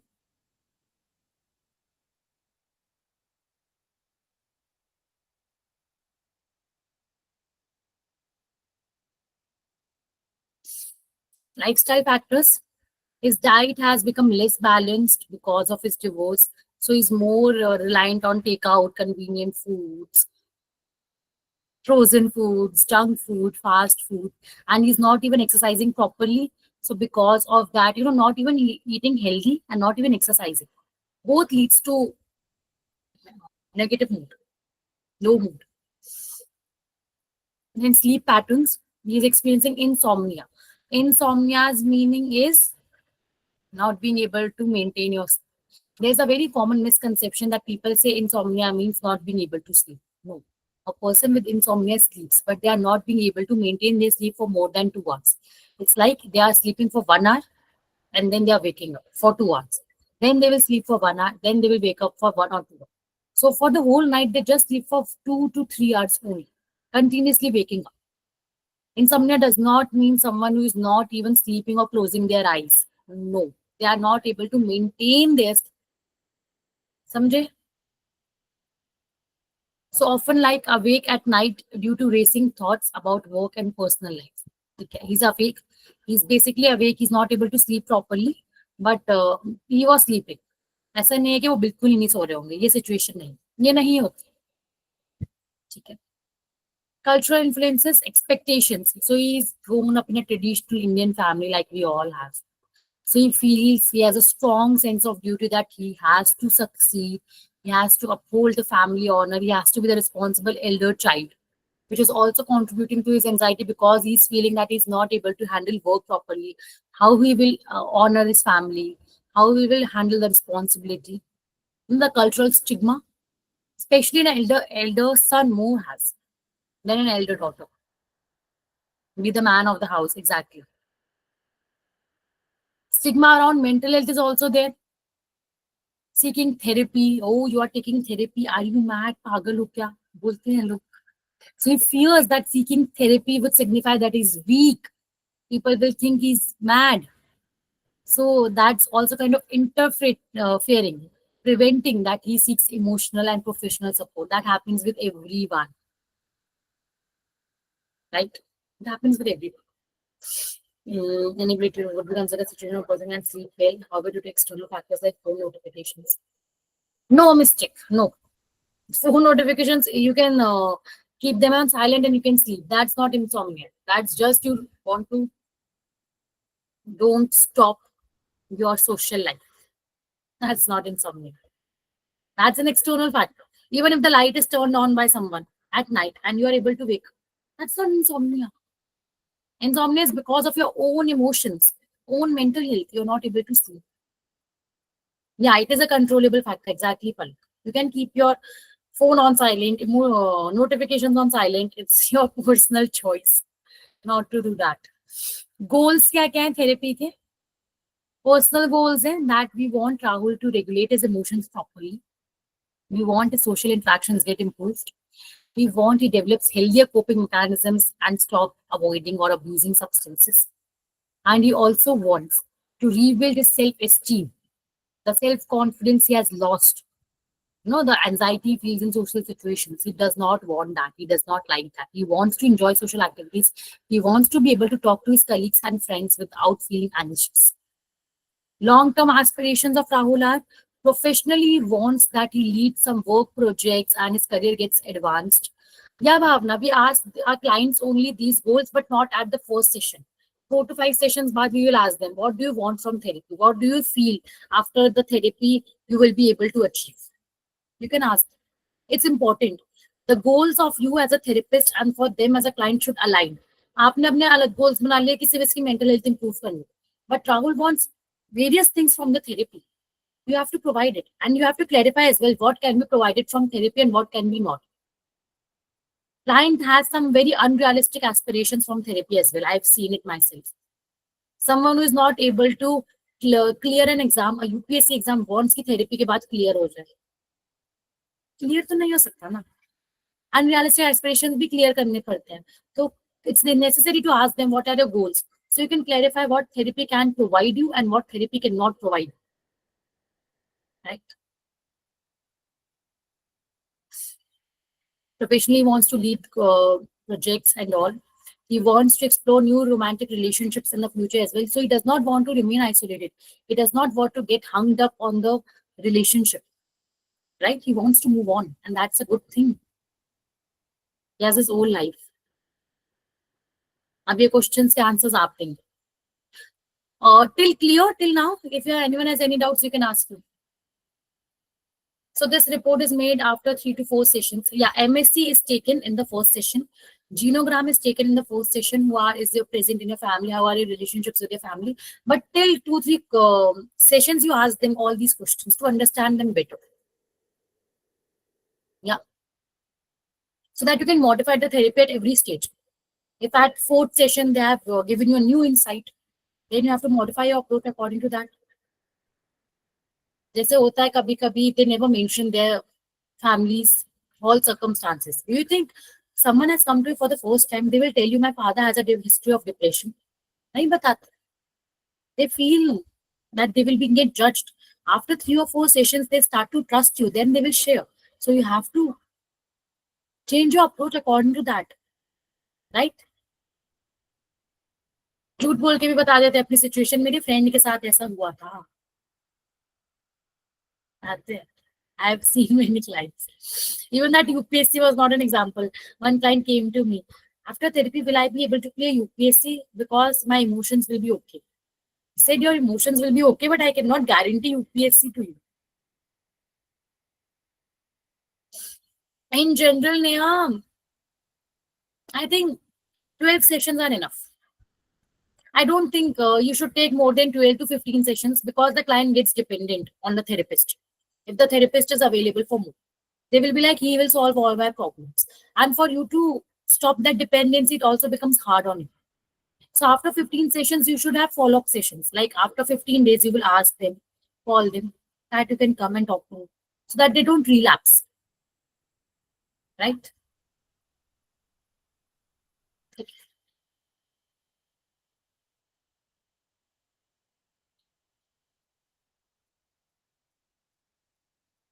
Complex PTSD. For complex PTSD, first you have to know whether their abuse has stopped. Complex PTSD basically means the traumatic event happens again and again. You have to know whether the traumatic event has stopped in their life. And it's very hard to deal complex PTSD. Yeah. For that, you may require 20 sessions. Shri Kapil. What's the neuroscientific aspects from the case, like how to get in simple words? Neuroscientific as in the emotions.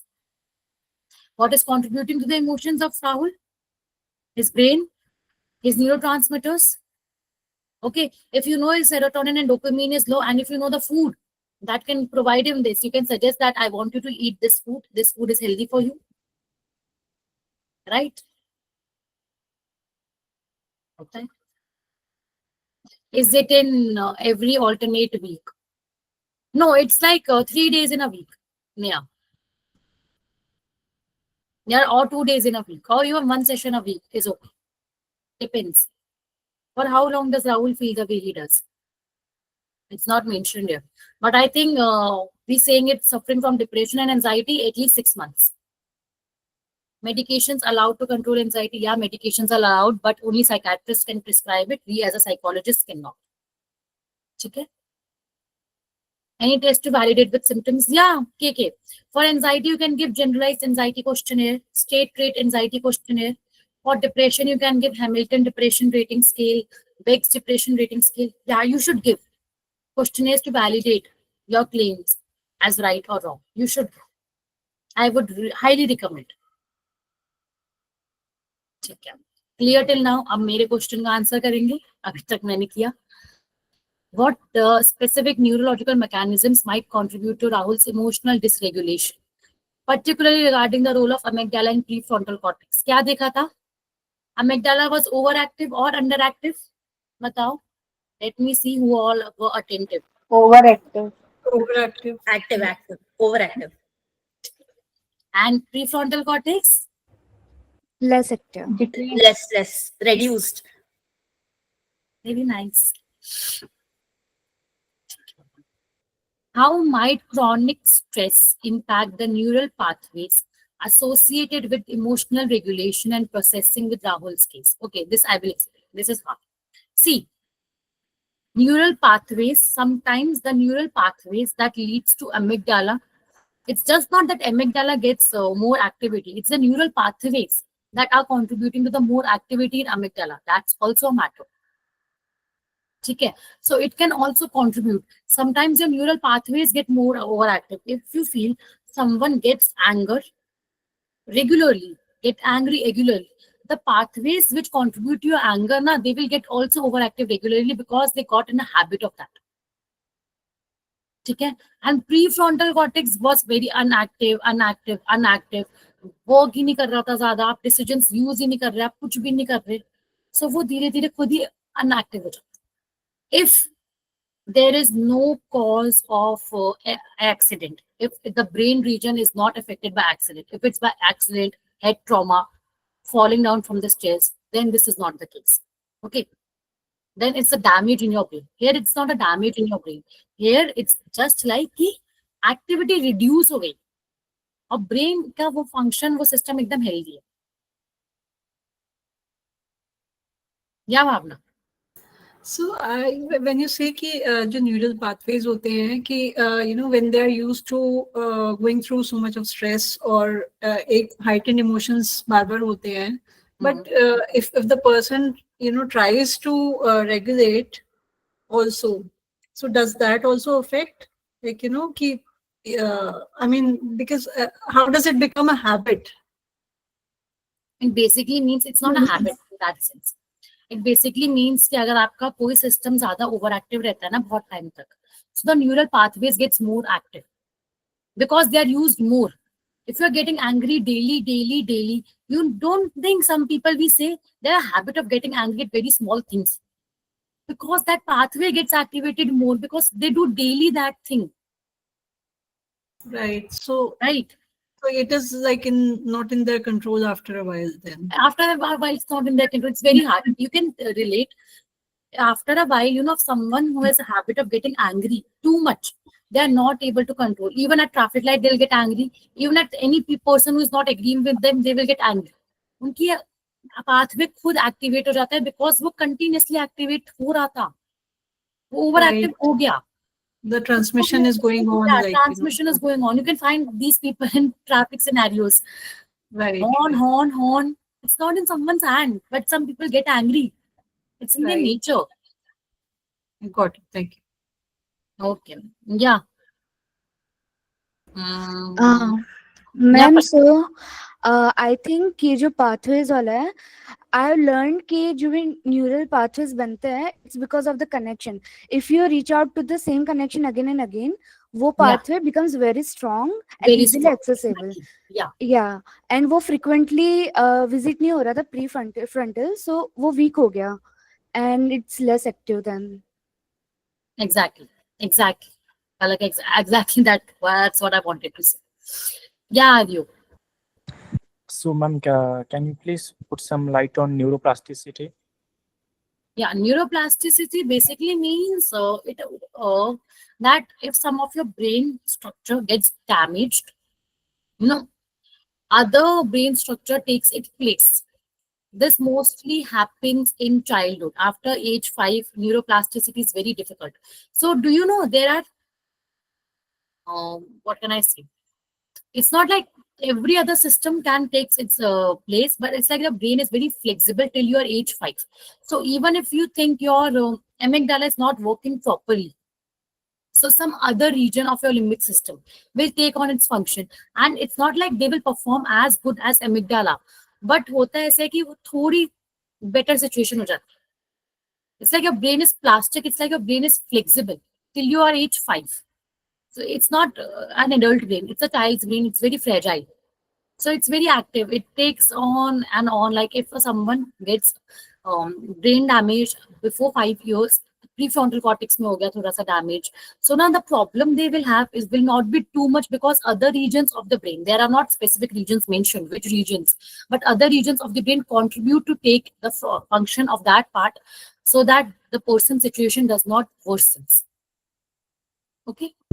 Ma'am, like in some of the research paper, in some of the books, I have read that while practicing like particular like mindfulness, it is helpful to for plasticity. Yeah, it is helpful. Why mindfulness? It is helpful. Exactly. So it can be happen at any age. Like if you are practicing mindfulness for the kid, it is not easy to practice mindfulness. It depends on from how much time you are practicing mindfulness as well. How are you practicing as well? Thank you. Yeah. Palak. Yeah, it's like a wet clay. Exactly, Palak. It's like a wet clay. It is easy. Okay. TED researcher of neuroscience of plasticity is able to modify. Okay. How to know psychiatrist, counseling, or clinical psychologist, therapist required? So it basically, first you have to go to, I think, counselor. If your situation is very much worse, counselor will suggest you to go to a clinical psychologist. ठीक है, counseling और clinical psychologist are not same, KK. They are very different.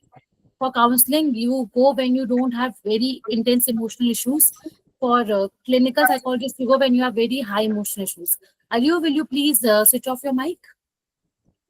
And psychiatrist will just provide you medication, nothing else. Psychiatrist does not provide any sort of therapy. Okay? For therapy, you need clinical psychologist. Psychopathology, Surbi, basically is what can we say? Abnormal study of disorders. Psychopathology is that. Basically, you study abnormal behavior or disorders. That's what psychopathology is. Based on CKK, psychiatrist will just provide you medications because psychiatrist has done MD and all. Clinical psychologist can do test on if you are patient from Alzheimer's, autism, depressive symptom, but at a very high intensity, you cannot go to a counseling psychologist. You need a clinical psychologist. For counseling psychologist, you go when you have marital problems, you have relationship problems, you have career problems, or even you have some sort of sadness or depression, but not to very much extent. Okay? And a therapist is basically someone who is specified in a particular therapy, like psychotherapist, REBT therapist, like that. They use a particular therapy to treat. It's just that. Yeah. Ma'am, psychotherapy is still validated because it's like more subjective as what I have knowledge. I don't think psychotherapy is still performed, and I don't think it's very good. It takes 2 to 3 years to help your patient, and nobody has that much time nowadays. So is it scientific still, or like It is. It has never been scientific, but yeah, some people use it because it do provide you results. If it's necessary, you can use psychotherapy because So it still provide you the results. is it still based teached in, or like is in universities as like clinical psychology or other therapies they teach so still they teach us teach क्या भी पढ़ाई जाती है psychotherapy? Psychotherapy hasn't पढ़ाई जाती है. See, psychotherapy is just therapy. Psychodynamic therapy is not taught. Psychotherapy तो basically therapy है ना. Any sort of therapy is a psychotherapy. Okay. REBT, CBT, these are all psychotherapies. Thank you, ma'am. Okay. What if a client is going through severe chronic anxiety and we know they need medication? You will suggest them to a psychiatrist. You cannot prescribe medication yourself, Lahira. You cannot. You have not done bio, you have not done MD, you don't know what medication can be harmful, can have a side effect. Okay, if you think the person needs medication, you will refer them to a psychiatrist. Okay. Anyone else? Yeah, Pravash. No, Madam, not even clinical psychologists cannot prescribe medications, only psychiatrists. Okay. ma'am, is there any role of electroencephalogram in assessing the overall case? See, electroencephalogram helps, no doubt. I will not say it does not help. It helps to track the brain waves. So yeah, if someone has too much depression, for them you can use EEG because their brain waves will be very slow. So, ma'am, actually, I was doing some sort of studies on that, just general books. I was thinking like I don't know if it is true or not, but some claims that alpha brainwave is for relaxation, then theta is for deep concentration, and beta is for general, so on and so forth. So, in terms of therapy, like any sort of therapy, if we are using electroencephalogram and then monitoring, is it reliable or valid? See, it's reliable, it's okay. But we don't use it for therapy. Basically, it's like your beta waves are active when you are more when you are active. Like right now, our beta waves are the most. Then our alpha waves, then our theta waves, and delta waves are the slowest. When you are asleep, your delta waves function. So, ma'am, in case of Rahul, let's say we are conducting a research with ethical consideration. When we talk about his career, so when we are talking about the career, will we see any spike in the brainwave activity? Then we can come to a general consideration that yes, ऐसा ऐसा कुछ है या फिर आ सकते हैं. His beta waves will not be much active, Rahul's. Even his alpha waves will not be too much active. But we cannot be sure. I will not say we can be too much sure because he's active. He's able to concentrate. So if a person is suffering from too much depression, I think then can we do. But for Rahul's case, I don't think we need to do. got it, ma'am. Thank you. Yeah. Yeah, Swat. So I just want to share a recent experience which I had. I was doing internship in one psychiatric hospital. So similar case was there where a young man, he was around 27 years old, and he had the same symptoms.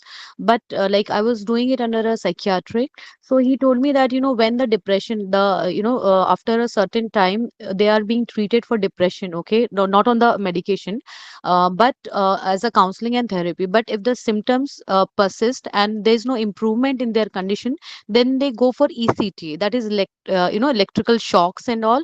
So that is thrice in a week for say yeah, shock therapy, ECT therapy actually.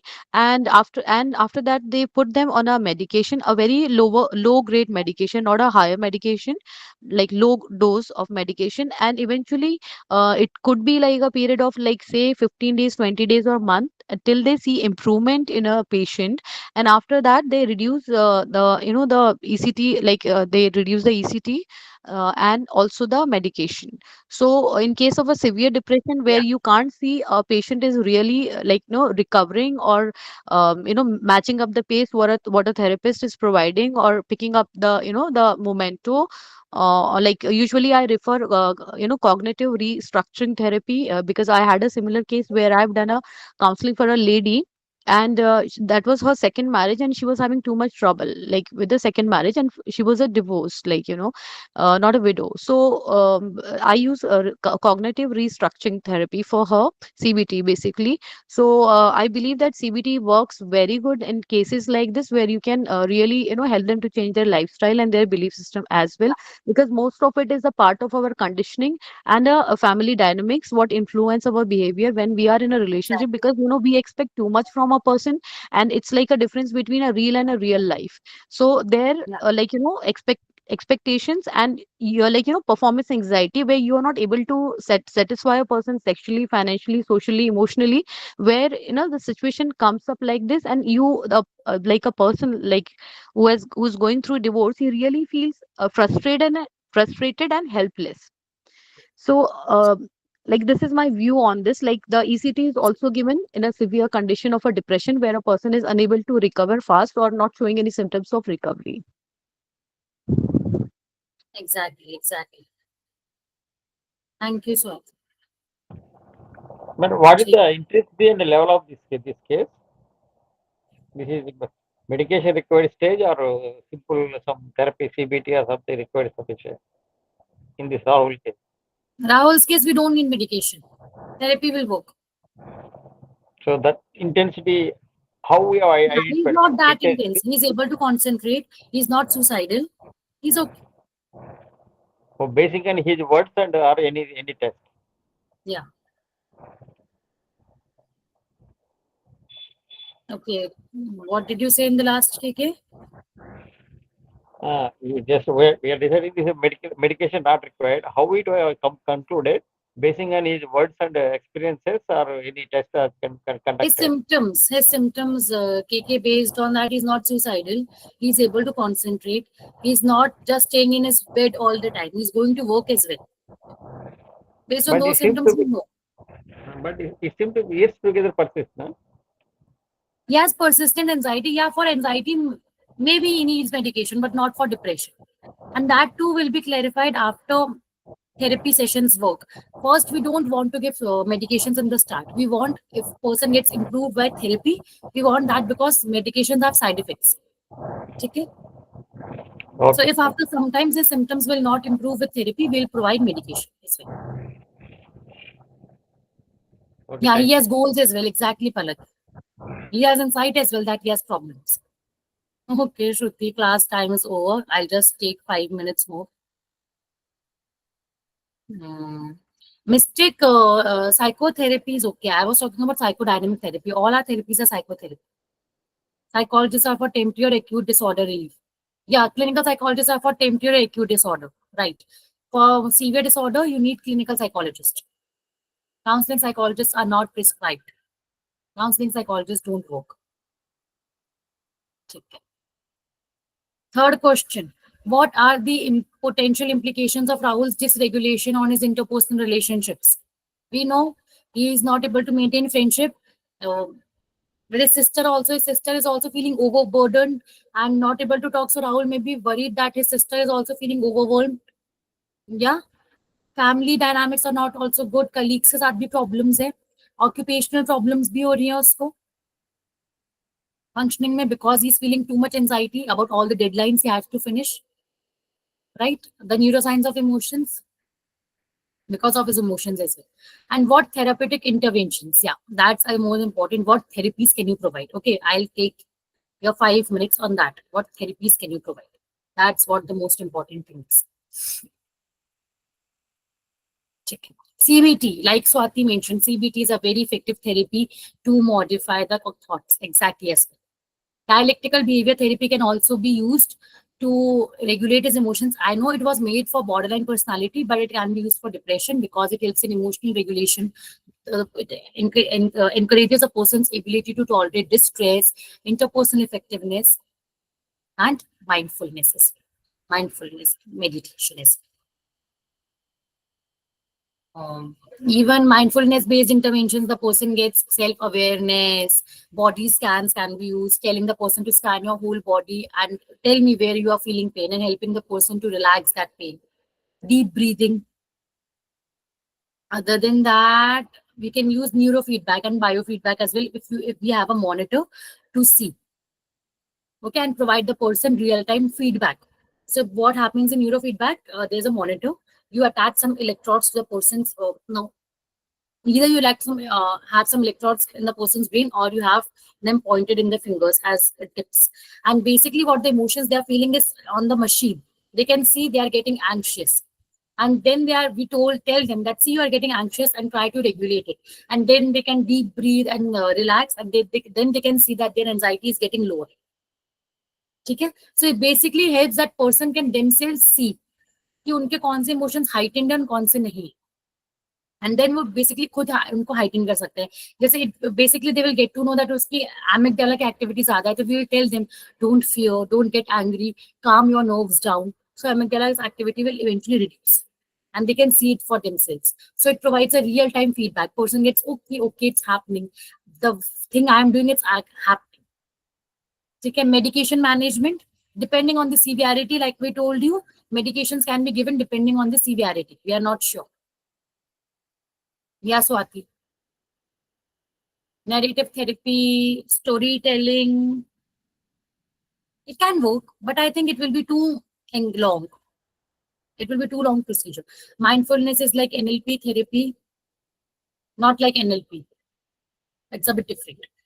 So Kirti, no. This systematic desensitization, flooding is a very bad therapy. Never use it. Systematic desensitization will work in social anxiety. It will work. No worries in that. But don't ever engage in flooding. It's not even it should not be even considered as a therapy. I'm against that. Okay.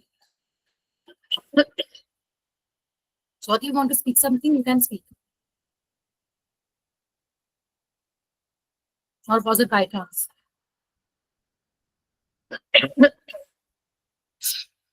Flooding, Tanya. Flooding should not be used. And now, mindfulness practices. Engaging in regular mindfulness practices will help him be aware of his thoughts and his emotions. He'll be better able to respond. Neuroplasticity, as in brain's ability to recognize and form new neural connections.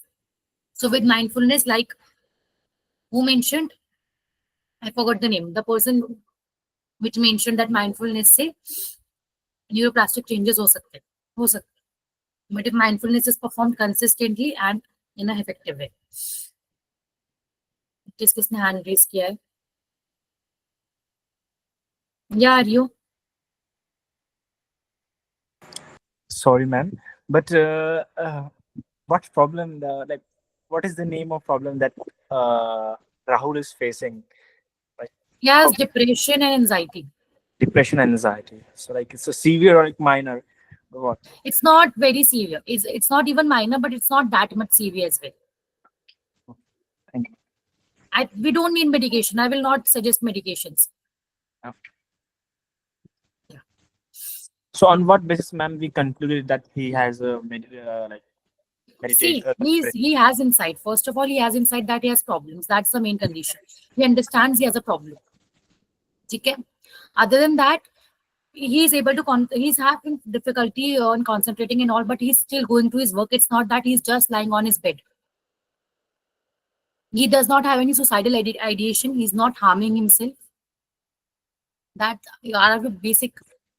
So, main did we use any scale or test to like? You can use test. Yeah, you should use test. Like at the two tests I mentioned for depression, Hamilton depression and Beck's depression, and for anxiety, state rate anxiety scale should be used. We should use. Thank you. To see the severity of the symptoms. ठीक है, आर्य. What is flooding therapy? Pragnesh, in flooding, what happens is now Rahul has social anxiety. We will let Rahul to go to in a meeting full of people and we'll say कि आप meeting के सामने presentation दो. He will get panic. He can even have a heart attack. His heart will raise to that much extent. So flooding basically is letting the person go and face the extreme fear he has. It is not effective. So a person who has a fear of water, you will kind of, push him in the water. It's not good. A person has fear of height, you will take them to the 20th floor and will ask them to look from the balcony. Person can get heart attack because of the, anxiety they can have. And in systematic desensitization, what happens is you gradually expose them to their fear. Basically, you will what do for Rahul's case, if we talk, you will first ask him to give a presentation or talk to people who you know. Then go in front of 5 people you don't know. Then go in front of 6 people you don't know. Then 10 people. Basically, there's lesser and lesser intensity. Yeah, Shrika, I'm winding it up. इस case में अपन systematic desensitization करेंगे, not flooding. Flooding and exposure therapy, same, no. Exposure therapy is a broad term, systematic desensitization and flooding are parts of it. ठीक है? Yeah, Dipali. Ma'am, there's one thing that I'd like to say. Since he was bullied, जब वो छोटा था, he might have this thing, a self-doubt, that something is wrong within him. Yeah. And also, divorce के बाद, he might have these thoughts कि something was there, something was his fault, कि जिस वजह से she left. And there's one thing we can do कि उसे mirror के सामने खड़ा होके we can say कि तुम mirror के सामने practice करो ताकि उसका self confidence boost हो. Positive affirmations. Yeah, positive affirmations. So that उसका self doubt थोड़ा कम हो. Yeah, self-esteem बढ़े. Exactly, Dipali. Yeah. We can use this therapy, no doubt. Okay. Practice self-awareness exercise. Yeah. It's a part of mindfulness practice. Yeah, Palak. Self-esteem enhancing my mirror imaging is a part of mindfulness. Okay, we are done with the content. I think everyone's question I've answered. I have a lovely time with you all. Yeah, so Kirti, you want to say something? I have just one question. It's a small one. Since Rahul is having a problem in sleeping patterns, so is it okay that it will be cured by CBT or should we put him on medications? CBT. Yeah, okay, thank you. Yeah, this PDF will be shared, Dipali. Thank you so much. I had a lovely time. Please share your feedbacks on the group. How much you liked it, how much you did not.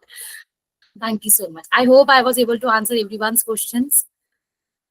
Thank you so much. PDF will be shared. Thank you. Thank you. Good night, everyone.